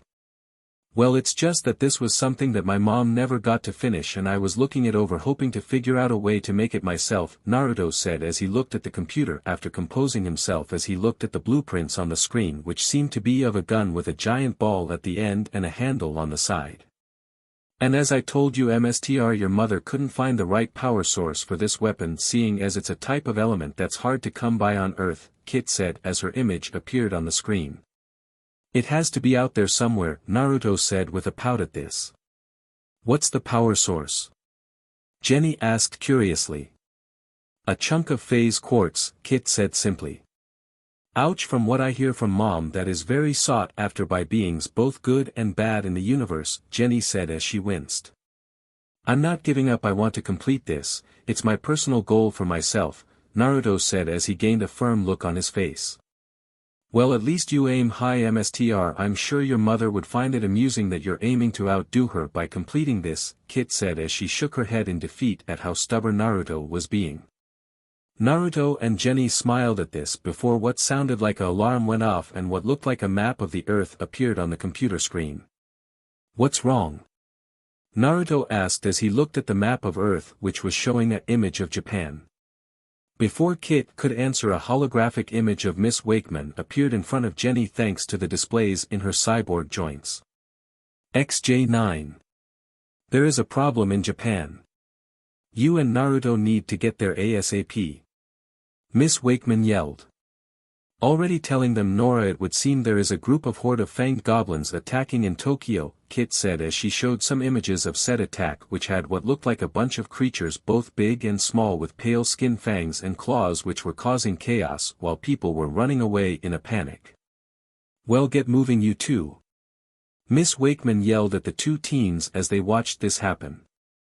"I'm on it, Mom," Jenny said as she quickly turned off communications and flew towards a window which Kit opened for her. "I'm right behind you," Naruto said as he approached the Star Explorer, which was parked nearby. Outside in the backyard.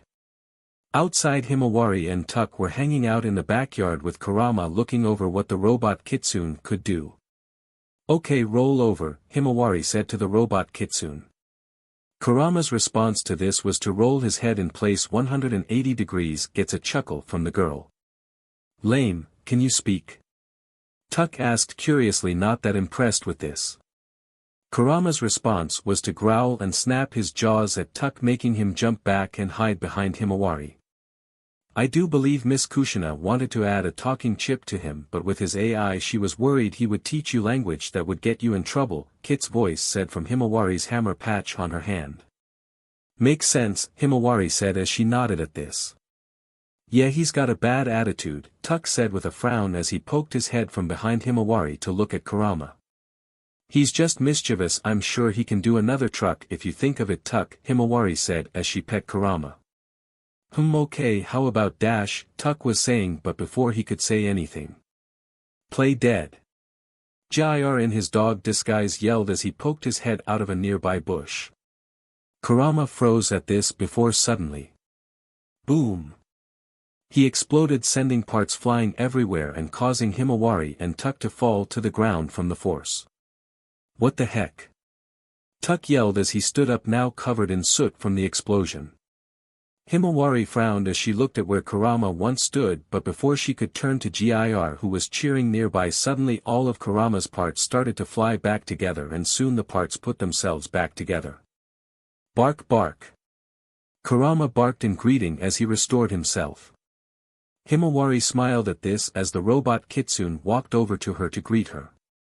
Okay, that's cool, Tuck said as he looked at Kurama, his eyes wide. Oh, do it again.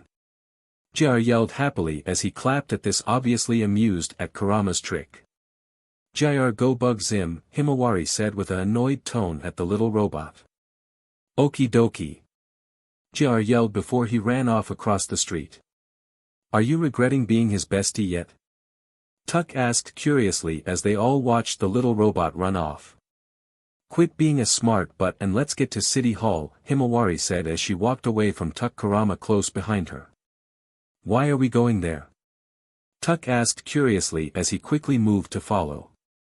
'Cause they will have records of my mom's history living here, and after that encounter with those slug aliens I want to know more about her history, Himawari said with a firm tone. Why not just ask Kit? Tick asked curiously as Invisible Head if anyone knew anything it would be Kit.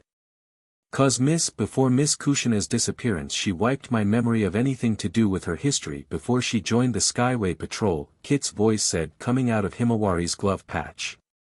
Like that's gonna stop me, if anything that just makes me want to know more, Himawari said with a grin of excitement as they left the front yard. Great, Tuck said with a sigh as he quickly followed his friend and her robot companion. With Naruto. Meanwhile, over the city of Tokyo, the Star Explorer was just arriving with Naruto in the driver's seat while Jenny was flying next to the ship. The ship's doors opened and Naruto looked down at the city and saw the fanged goblins still causing havoc in the city. Okay, my first real mission, Naruto said as he made a plan for how to contain the enemy in his head. You will be fine now, let's do this, Jenny said with a nod at Naruto before she flew down to go confront the fanged goblins. Naruto nodded at this before he jumped out of the ship, and as he did, what looked like a jetpack popped out of his backpack and activated, which helped him fly after Jenny to the city below. The fanged goblins all looked at Naruto and Jenny as they landed among them and hissed at them threateningly. Okay, you little vampire, yokai, things, I'll forget it. Naruto sighed as he pulled out his pixelizer from his jacket, holding up as he let loose a barrage of blasts at the mini vampires, blowing several of them back. Several of them leapt into the air above him. Naruto took aim, firing off a stream of green beams with the pixelizer, turning the demons into features out of classic 2D video game. Jenny jumped into the air swiftly, kicking the pixelated imps into pieces. And people say retro is dead, Naruto said with a grin as he fired some more at the enemy, turning them into pixel statues. I said it sounded useless in battle. Apparently I was wrong, Jenny said as she slugged a big goblin who had been turned into pixels, causing him to burst. Several more came rushing in from all directions. This only made Naruto smirk as he switched weapons and held up the buzz blades, shooting them upward. Several mini buzzsaw-bladed bullets zipped through the sky, carving away at the vampires. To their shock, nothing seemed to have happened, causing them to grin, thinking Naruto had made a mistake, but just as they took their first step their clothes peeled away, dropping to the floor in a pile, leaving them in their underwear. P, they screamed, rushing away, blushing away in embarrassment. Good to know I can go non-lethal with some of these weapons, Naruto said as he looked at the buzz blades with a grin. May not be a good idea. Here comes the cavalry, Jenny said as she pointed down the street where what looked like an entire fresh horde of fanged goblins were charging at them, clearly angry and ready to fight. I have this. You got that upgrade to your hearing from Kit, right? Naruto asked as he pulled out what looked like a mini disco ball. Yeah, after she kept inviting on it. Why? Jenny asked curiously as she readied herself for a fight. Naruto grinned at this before he threw the disco ball at the charging horde of fanged goblins. When the disco ball hit the ground, it lit up and levitated off the ground before it started to play funky music. This caused the fanged goblins to scoff and laugh at this, before they suddenly started to dance uncontrollably. Okay, I was actually expecting you to be kidding about the Gravitron kit, Naruto said with a laugh at this display. I don't lie mstr omit maybe but never lie, Kit said with a amused chuckle. Okay, what was Miss Kushina thinking when she made this weapon? Jenny asked curiously as she watched the fanged goblins continue to dance. She wanted a weapon to stop the enemy in their tracks and humiliate them before, and I quote, kick their teeth in, unquote, Kit said. And it has a time limit, so let's wrap this up, Jen, Naruto said as he took aim with the buzz blades again. Oh. Right, Jenny said as she charged the blasters in her hands before she opened fire at the dancing goblins while Naruto fired the buzz blades at any goblins that didn't stay down after getting blasted. Soon all of the goblins were defeated and being packed up by the Japanese authorities. Good job, Miss Wakeman. Sorry you had to come all the way to Tokyo on a weekend, a Japanese man in a policeman uniform said in Japanese to Jenny. It's okay, bad guys don't take a weekend off, so me and my new partner don't either, Jenny said to the officer in Japanese. The officer nodded at FHJS before he looked at Naruto. Good job, your weapons are interesting, hopefully you don't let those fall into the wrong hands, he said as he saluted Naruto. That's not happening, Naruto said in Japanese with a nod at the officer as he got into his car. As Naruto said this, what looked like a floating moose drone was watching him before it quickly flew off. Okay, time to head back home, we have a long way home and if we're late getting back Mom will never let me hear the end of it, Jenny said as she looked at Naruto.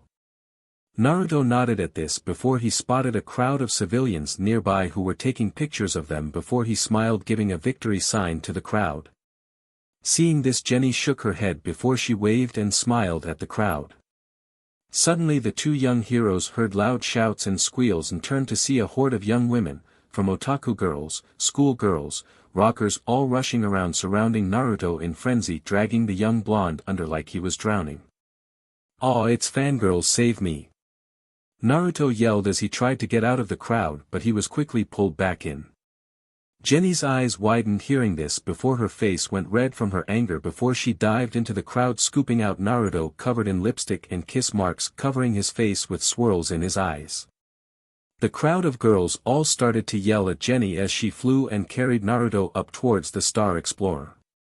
After she put Naruto inside the ship, she turned to look at the girls down below and gave them a death glare, complete with her eyes flashing red and her microbots going nuts behind her for emphasis.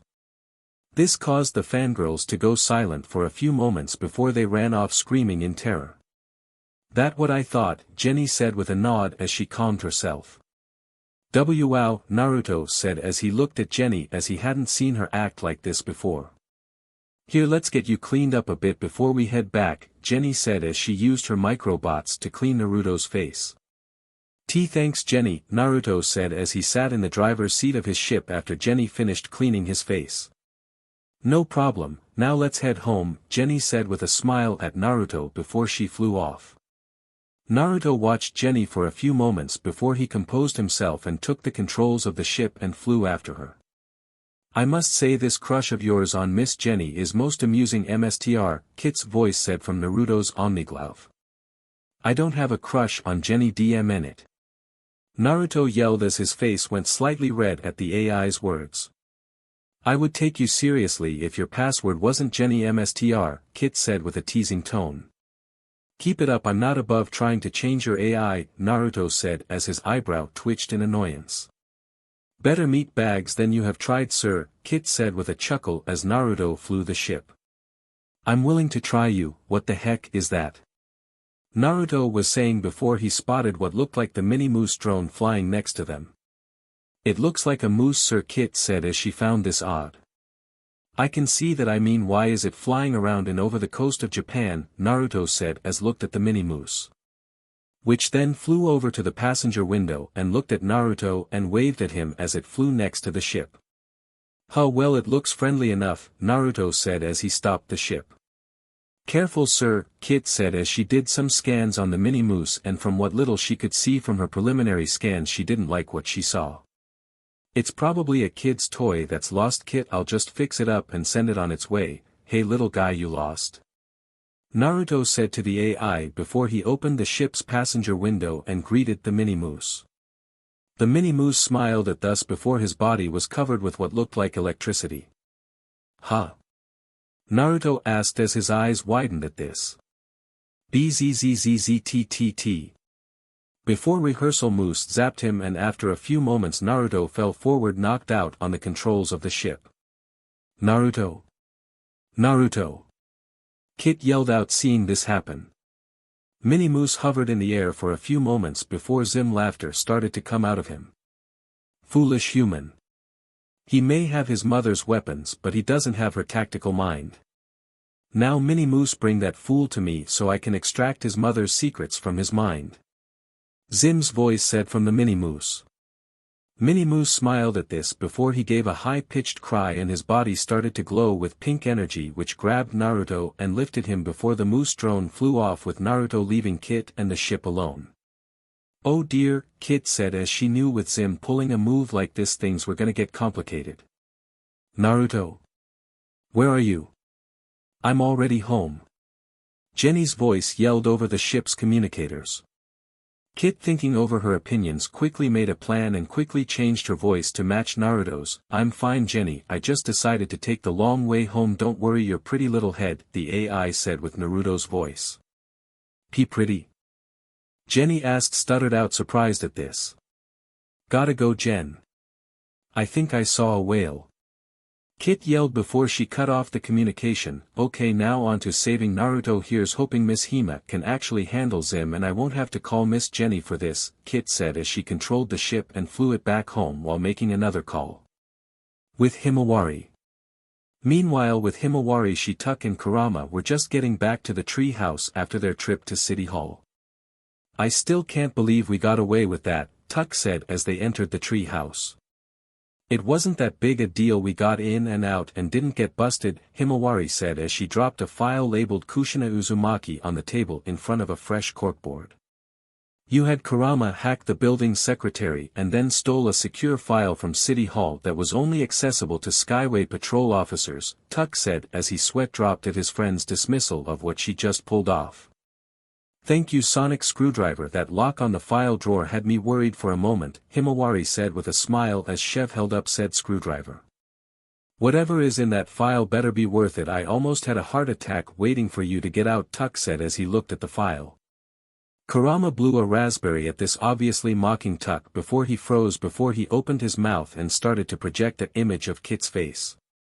Whatever you are doing will have to wait we have a situation that requires your immediate attention, Kit said as he looked at Himawari. What's wrong? Tuck asked as he frowned at Kit's tone of voice. It's most likely Zim doing something stupid or disgusting like the time you told him real humans have organs. You're lucky the sonic screwdriver doubled as a memory eraser for everyone at school Tuck, Himawari said as she shuddered slightly. Tuck's face went green slightly at the memory of that incident. Zim has captured your brother and is preparing to try and enter his mind for access to your mother's lab, Kit said firmly. Himawari's eyes widened at this as she dropped the sonic screwdriver. I'll call Jenny. Tuck yelled as he ran towards the ladder leading out of the tree house. No. Zim is mine, Himawari yelled before she growled out the rest of her sentence as her eyes narrowed. I have authorized your hammer patch to let you summon a few weapons for your rescue attempt for this occasion, Kit said as her holographic image was replaced by what looked like a kunai on the end of a high-tech rope and what looked like a pair of burst pistols. Good, Himawari said as the kunai appeared in her hands the high-tech rope appearing wrapped around her arm. Hima maybe we should call Jenny for backup Tuck was saying before he was cut off.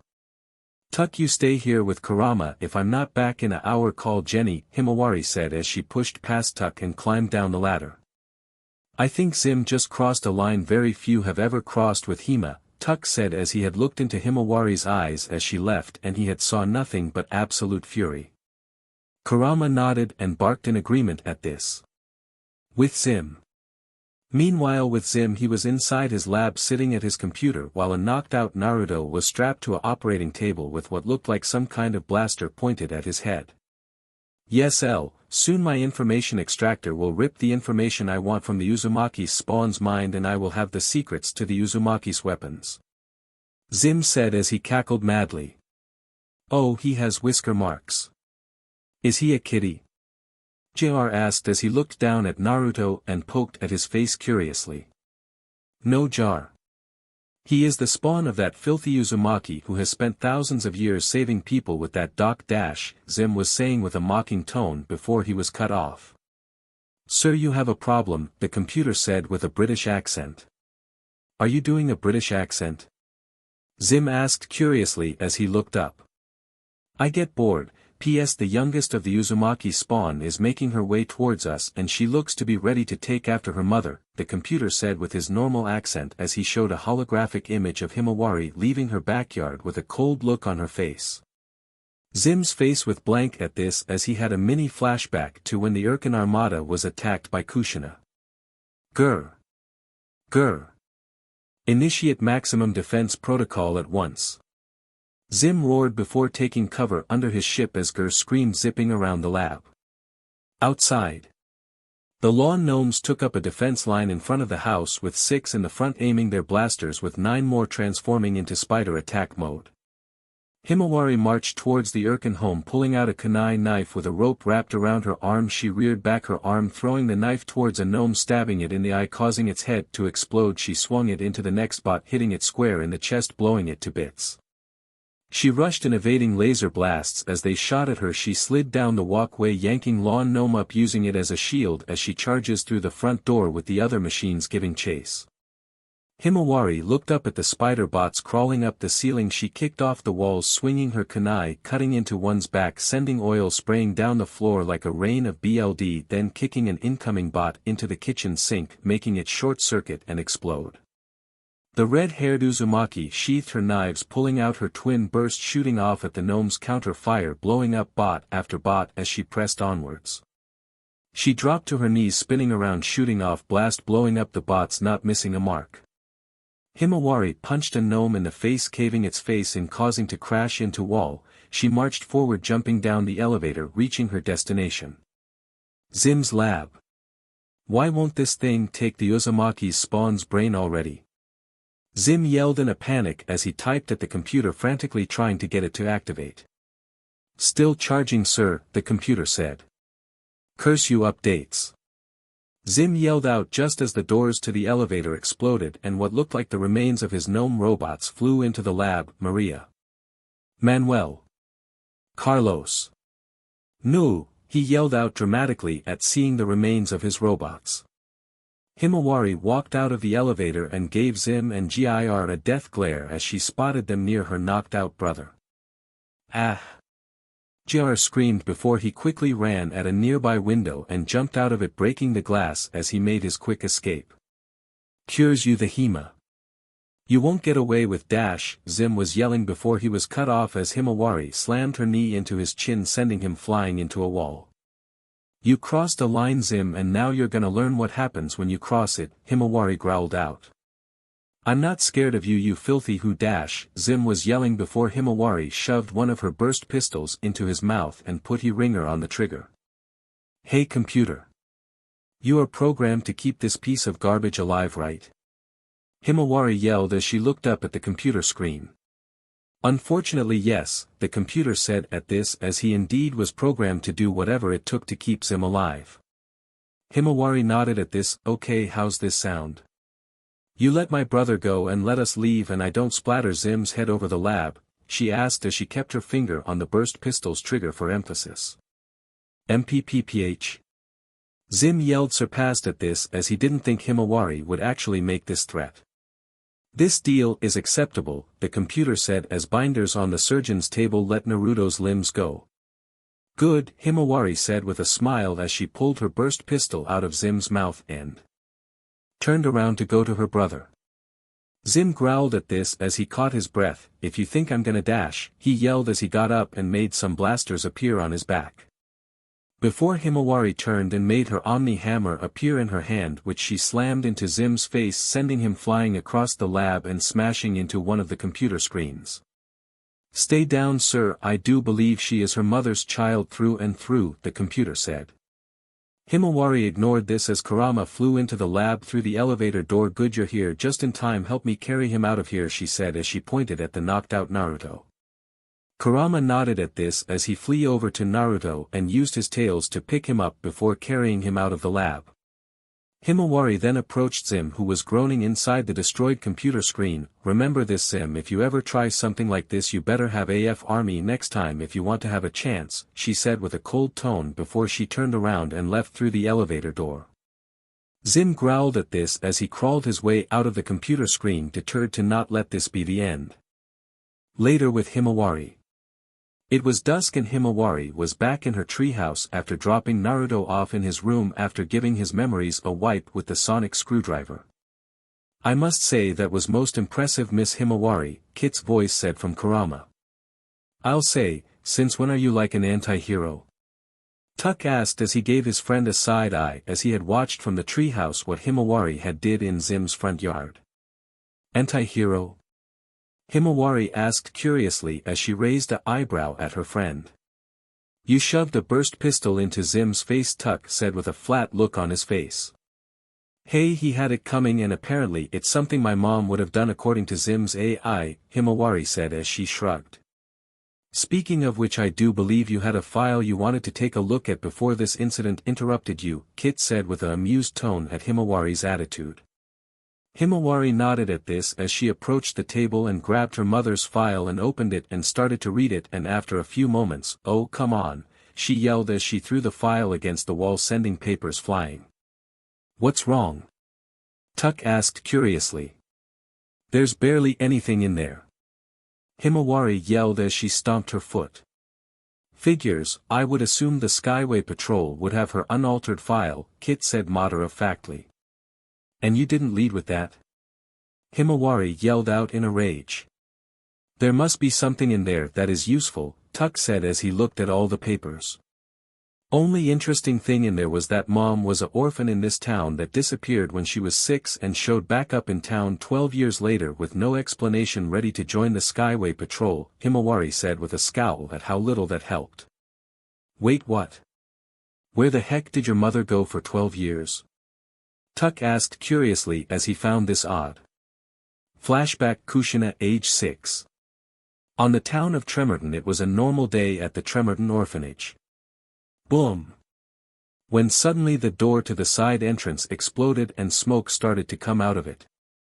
Kushina Uzumaki, the den mother in charge of the orphanage, yelled as she and all the other children ran out of the orphanage. "My bad. I thought that would work," a child with red hair yelled as she ran out with them wearing some work overalls which had what looked like several tools in its pockets. This was Kushina Uzumaki, age 6. The den mother scowled at this as the young girl had the idea of being an inventor and was constantly taking things apart and trying to build ridiculous things. "Just get out of my sight," she yelled as she pointed at the nearby forest where the children always played. "Yeah, you always ruin everything, Kushina," one of the children yelled, getting agreement from the other kids. Kushina scoffed at this but said nothing as she walked into the forest, trying not to let their words bother her. Kushina walked through the forest on one of her little adventures. "Wonder what I can find out here," Kushina said, pushing up a hanging branch when she arrived in clearing. And came across the most shocking sight.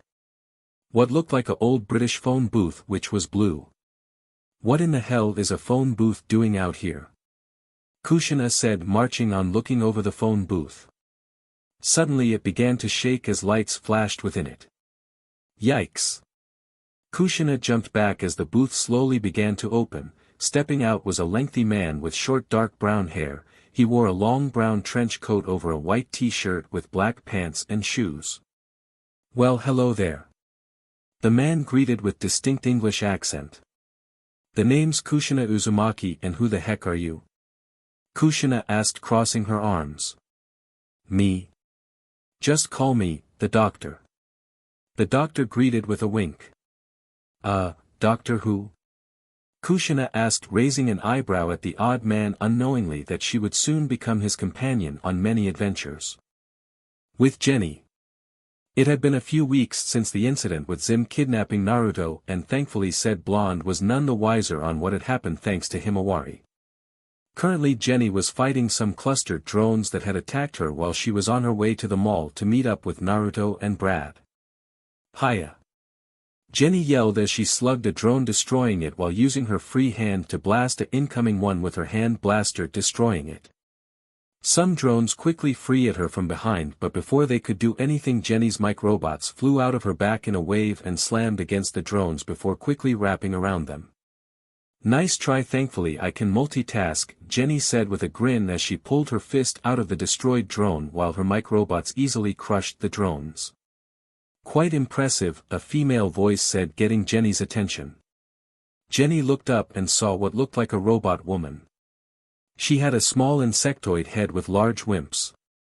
She had long green and yellow striped hair that resembled that of an Egyptian pharaoh and some sort of crown with an orb on it and white clear wings. She also had long eyelashes, red lips, sharp teeth, and fangs. "I'm assuming those drones were yours?" Jenny asked as she glared at the robot woman. "Indeed, I wanted to test you to see if you were as strong in person as the reports I have been getting have said. You may call me Vexus, queen and leader of the cluster," the woman said as she looked at her nails boredly before she smirked as she introduced herself. "And I suppose I pass?" Jenny asked with a firm tone as she really didn't care, as she was busy scanning Vexus with the newly upgraded eyes that her mother had given her. "I suppose dealing with this rabble is impressive for a cyborg such as yourself. I'm surprised you would waste your talents here protecting this planet when you could rule them as its queen," Vexus said with a dismissive tone before she looked down at the town below with a sneer. "Not interested, in what's a cyborg such as me supposed to mean?" Jenny asked as her eyes finished their scan of Vexus. "Think nothing of it, my dear XJ9. While I welcome cyborgs to the cluster, let's be honest, they aren't as powerful or efficient as us full robots," Vexus said with a condescending tone and a smirk. "I would take that seriously if my scanners weren't telling me you had some human components in you," Jenny said with a smirk as she read the information her eyes had given her. Vexus paused at this before her eyes narrowed into a heated glare. "What? Strike a nerve, gah." Jenny was asking before suddenly Vexus slammed her knee into Jenny's stomach, causing her to hunch over in surprise and pain. "You mother will regret making you so top of the line," Vexus growled as she held up her claw, which turned into a blade. But before she could stab Jenny, her microbots burst forward and pushed the queen of the cluster back. "Your mother's microbots won't save you," Vexus growled as she flew at Jenny and slashed at the swarm as she made her way towards Jenny. "You won't get a cheap shot in on me again." Jenny yelled as she flew at Vexus, her fist raised as microbots formed around it and made a big broad shield which she used to block Vexus' slash. The queen of the cluster growled at this, but before she could respond a missile hit her from behind, making her yell before Jenny slammed her shield into her face, sending her flying back. Jenny, noticing what looked like a figure flying above them, looked up in the sky and saw what looked like Naruto on what looked like a high-tech skateboard which was allowing him to fly in the air. As he flew over to her side, she took note that Naruto was carrying a green rocket launcher with a short handle and 6 large revolving barrels containing yellow rockets. "Thanks for the assist, Naruto," Jenny said as her shield dispersed into macrobots and flew back into her. "No problem, I have been wanting to test out the warmonger," Naruto said as he gestured to the rocket launcher in his hands. Vexus growled as she floated in the air and glared at this newcomer, and she froze when she saw the weapon in Naruto's hands. "Human. Where did you get that weapon?" she demanded. Naruto raised an eyebrow at this before he rested the warmonger on his shoulder. "The name's Naruto Uzumaki, not human, and this is one of the many weapons I'm prepared to use on you if you don't get off the planet," he said as he gave Vexus an annoyed look. Vexus' eyes slightly widened at this before her eyes narrowed. "That red-headed witch still haunts me even after all these years," she growled out as she glared at Naruto. Naruto's eyes widened at this before he glared at Vexus. "You just used up your one chance," he growled as he took aim with the warmonger and fired at Vexus. Vexus quickly dodged to the side, avoiding the missile. "Looks like someone has mommy issues," she said with a mocking tone as she lightly smirked. Naruto growled at this before the warmonger disappeared and was replaced with a new weapon, a small, dark red carbine held with a left-hand grip and a trigger. It contained a missile-shaped red node on the end of gay barrel. "Oh, the Predator launcher, what makes you think I can't avoid that weapon's lock-on system?" Vexus asked as she hovered above them. "Let's see it then, you robot hag." Naruto yelled as he fired at Vexus, sending some missiles flying. Vexus growled at this as she held up her arms and made what looked like an insectoid-themed shield as the missiles hit her. She then lowered her shield to glare at Naruto, but before she could react, Jenny's fist slammed against her shield, sending her back a bit. "This is the leader of the cluster." "I'm not impressed," Naruto said with a smirk as he lowered the predator launcher. "Oh, I'm very impressive, boy, just ask your mother." "Oh yeah, you can't," Vexus said as she lightly smirked as she could tell how to get under Naruto's skin. Naruto growled at this as he flew his hoverboard at Vexus, but his path was blocked by Jenny's microbots, making his stop. "What do you know about his mother, Vexus?" Jenny asked as she glared at Vexus. Vexus laughed at this. "Oh, me and Kushina go way back, we're practically sisters, too bad she crossed me and I had to dispose of her," she said with a cruel smile. Naruto's eyes widened at this as he thought back to the day when he was told that his mother was gone before he felt something snap, causing the predator launcher to suddenly change from red to blue. Jenny's scanners suddenly went off with a warning symbol as Shev looked at Naruto's weapon. "Oh. You wish to kill me?" Vexus asked as her smile got wider. "Shut up." Naruto yelled as he fired the predator launcher. This time the missiles were way bigger and faster. Vexus quickly flew around the missiles and fired some blasts from her hands at the missiles, making them explode violently. "Naruto, stop!" Jenny yelled as the force of the explosion sent her flying back a bit. "Stay out of it!" Naruto yelled as he took aim at Vexus again. Vexus quickly swung her claws at Naruto, sending what looked like energy slashes at him, which hit his hoverboard, causing it to spark and start to fail before it fell apart under Naruto's feet. "It!" Naruto yelled as he fell helplessly down towards the town below. "Naruto!" Jenny yelled as she flew at Naruto. Vexus laughed at this as she shook her head before she again slashed the air, making a portal which she quickly flew through, leaving the area. Jenny quickly flew at Naruto and caught him in her arms just as they were getting close to the ground. "You okay?" Jenny asked as she placed Naruto on the ground. "Do I look fine?" Naruto yelled out as he looked up in the sky and saw that Vexus was gone. "Kit. Find Vexus," he yelled as he looked at his Omni glove. "I'm afraid she has left Earth by using a dimensional portal, I'm assuming back to Cluster Prime," Kit's voice said. "Then get me away to Cluster Prime." Naruto yelled angrily at his glove. "That is impossible, sir. She used claws coated in phase quartz to go wherever she wants. Not even your mother could find a way to Cluster Prime," Kit said. "It!" Naruto yelled as he yelled angrily. "Naruto, calm down," Jenny said as she approached and placed her hand on his shoulder. "Calm down? How can I calm down when the one who caused my mother to disappear was right in front of me and I couldn't do anything?" Naruto yelled as he turned to look at Jenny.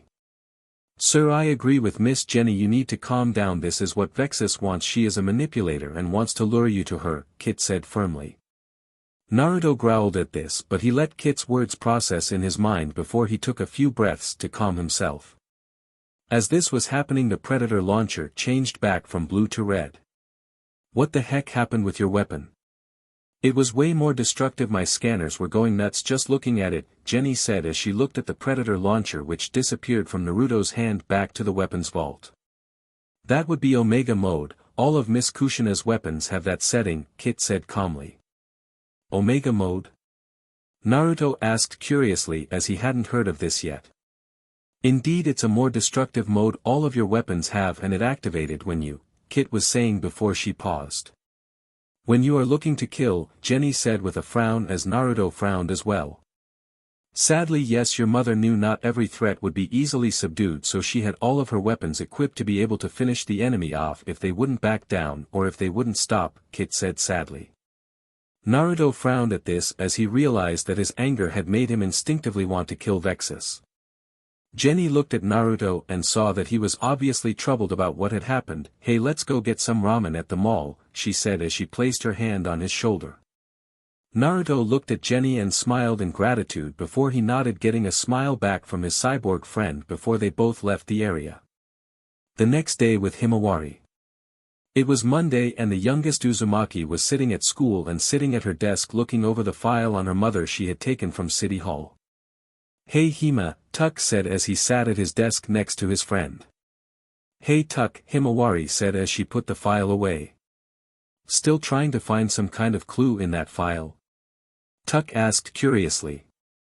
"I'm not giving up yet, there's some kind of clue, I'm not seeing it," Himawari said as she frowned at the fact that she had hit a wall in terms of information.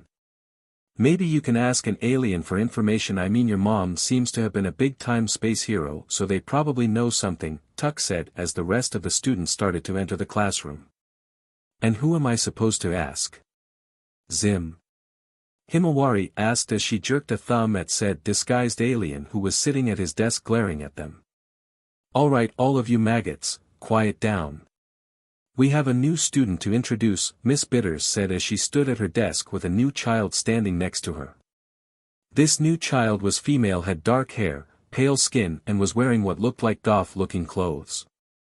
"Alright Tak, do you want to say something?" Miss Bitters asked as she looked at the new student. "No," Tak said as she looked at the class and paused when she saw Zim and glared at him.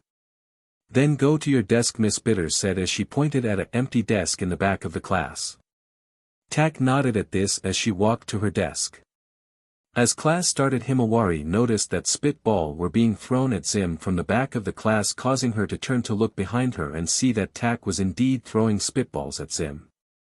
"Looks like the new kid doesn't like Zim," Tuck whispered as he smiled a bit as another spitball hit Zim in the back of the head. "I already like her," Himawari said with a chuckle of her own at this. Later with Naruto. It was lunchtime and Naruto was sitting at his table looking over his phone while he ate his lunch while Brad sat across from him at the same table. "Hey buddy, what's up?" Sheldon asked as he sat down at Naruto's table. "Yeah, you have been looking at your notes the whole lunch PRD, your fries are getting cold," Brad said as he grabbed one of Naruto's fries off his tray. "Take them Brad, just let me work," Naruto said as he pushed his tray towards his friend while not looking away from his phone. "What's got you so focused?" Sheldon asked as he took a bite of his burger. "I'm trying to find a suitable substitute for phase quartz for a device I'm trying to finish," Naruto said as he looked at his phone. This surprised Sheldon started to choke on his burger. "I got you buddy."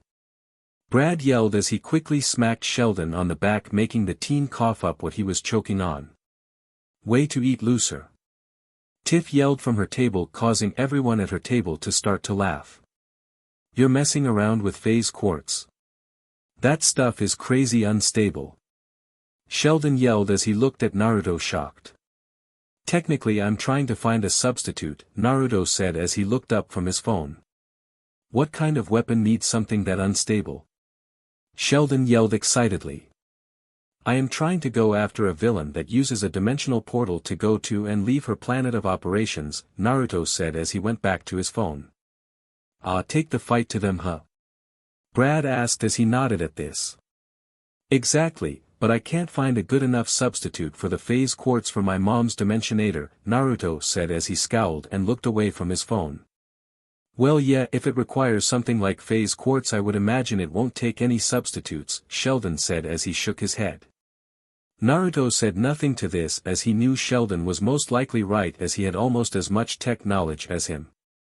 Suddenly Naruto's Omni glove lit up, signaling Naruto had a call. "What's up Kit?" Naruto asked as he put away his phone. "We have a situation, a commander from Cluster Prime has been spotted entering Earth space. He's a known weapons dealer and Miss Jenny is already confronting him," Kit said. Naruto's eyes narrowed at this before he nodded as he got up. "Tell Rosinski I'll be late for class," he said to Brad and Sheldon before he walked away from the table and left the cafeteria. Brad and Sheldon looked at each other and frowned as they could tell something was wrong with Jenny. Meanwhile with Jenny, she was currently inside a cluster ship that had just entered Earth's atmosphere and was now over Tremerton Forest. Jenny was using her strength and layers to destroy some cluster drones in the ship while the commander was standing next to what looked like a vault. The commander was huge and looked like a giant humanoid robot bug. This was Commander Smitus. "Foolish cyborg. Soon I will use my latest find to destroy you before I present it to Vexus." Smutus yelled as he finished entering a code into the culture, causing it to open. But before he could do anything, the window to Shi's ship exploded, making a hole which Naruto flew through while wearing some jet boots and holding the warmonger in one hand, and in the other he was holding a Graviton grenade which he threw. Naruto Uzumaki. Vexus warned me about you. Let's see if your mother's weapons can defeat. Hey. No fair. Smitus was yelling before he started to dance uncontrollably along with his drones. Tell it to the warmonger, jackass, Naruto said as he blasted the dancing drones with his warmonger, making them explode. You worthless meatbag. Il MPPPH. Smitus was yelling before Naruto put the warmonger with his burst pistol and flew at the commander and jammed his pistol into his mouth. You get one chance. How do I get to Cluster Prime? Talk quick. I may not be using Omega mode, but this will still hurt like hell, Naruto said as he glared at the cluster commander as he put his finger on the trigger, making the robot bug pale in shock and fear. Jenny, seeing this, quickly flew at Naruto, grabbing the burst pistol and pulling it away from Smitus, causing it to go off and blast the back of the ship. What the heck, Naruto? She yelled at him. You fools. You damaged my engine. Smitus yelled out as the ship started to shake before it started to fall. Naruto scowled at this before he looked at Jenny. Grab him and let's get out of here, he said as he made his burst pistol disappear back to the weapons vault and used his rocket boots to fly out the hole in the ship he made. Jenny frowned at this before she quickly grabbed Smitus and flew after him while easily carrying the cluster commander. Outside. Naruto landed on the ground outside the forest while Jenny landed next to him, dropping Smitus on the ground while the ship crashed nearby. You fools. Do you have any idea how valuable the cargo I was bringing to Vexus was? Smitus yelled as he got up. Before Jenny slugged him in the gut, making him keel over. Then why are you here on Earth? Jenny asked with a glare. I would talk. I'm asking you next, Naruto said as he made what looked like a purple gun which was sparking lightly. This was the lighting rod. Vexus told me to attack you and test your combat skills. Smitus yelled, instantly recognizing this weapon. Figures, Naruto said as he scoffed at this. You better hope you have a way off the planet, Smitus, Jenny said as she glared at the commander. Of course I do. This isn't over. Smitus yelled before he started to fly in the air and took off. If you think I'm gonna let you get dash, Naruto was saying as he took aim with the lighting rod but was cut off as Jenny blocked his path. Stop. What are you doing? Jenny yelled before she looked at Naruto. My job, Naruto said as he lowered his weapon. Your job? You're supposed to be my partner in keeping Earth safe, not going on a vendetta against the cluster. Jenny yelled at Naruto. So I'm just supposed to let Vexus get away with making my mom disappear? Naruto yelled back at Jenny. Jenny paused at this before she frowned. This, Naruto, I know you want to go after Vexus, but rushing after her is what she wants, she said as she grabbed Naruto's hand to try and calm him. Naruto kept his frown on his face, but after a few calming breaths the lighting rod disappeared from his hands. Jenny smiled at this. Don't worry, we will eventually go after Vexus together when we are prepared and she's not expecting us, she said. Naruto nodded at this before he looked at where Smitus' ship had crashed. You want to go check out the crash site? He asked. Yes, Smitus is a weapons dealer, so we should make sure nothing dangerous is there, Jenny said as she nodded. Both teens flew towards the crashed ship and started to look among the rubble. I'll take this side, Naruto said as he walked towards one side of the crashed ship. I'll take the other, then reach out if you find anything, Jenny said as she walked over to the other side. Naruto nodded at this before he started to look around the destroyed ship. He soon found what looked like an open vault. Naruto approached the vault knowing that if Smitus had been transporting something then it was most likely in this vault. As he opened the vault door, what looked like a purple glow shined out of the vault. Naruto's eyes widened as he looked inside the vault and saw what looked like a purple piece of ore which looked to have images which was constantly changing inside it. P-phase quartz, Naruto stuttered out as he reached out and grabbed the ore and looked at it. Naruto, you find anything? Jenny's voice called out nearby. Seeing that Jenny was making her way over to him, Naruto made a quick decision and used the Omni Glove to send the phase quartz back to the weapons vault before he turned to look at Jenny. No, looks like Smite's cargo was destroyed, or he was just lying, Naruto said as Jenny approached. Jenny raised an eyebrow at this as she looked at the vault. Well, at least that means we can go home early. I can make my plans for the dance coming up at school, she said with a sigh of relief. Yeah, let's get home, Naruto said with a nod as he left the crashed ship. Jenny slightly pouted at this as Naruto had failed to see her hint at him about the dance. Maybe I'm being too subtle, she thought to herself as she followed after Naruto. So alright folks, that's all for today. Stay tuned for part 3. Do subscribe, like and share for more such videos. Also check out the story and author KFB Anime 87 on fanfiction.net.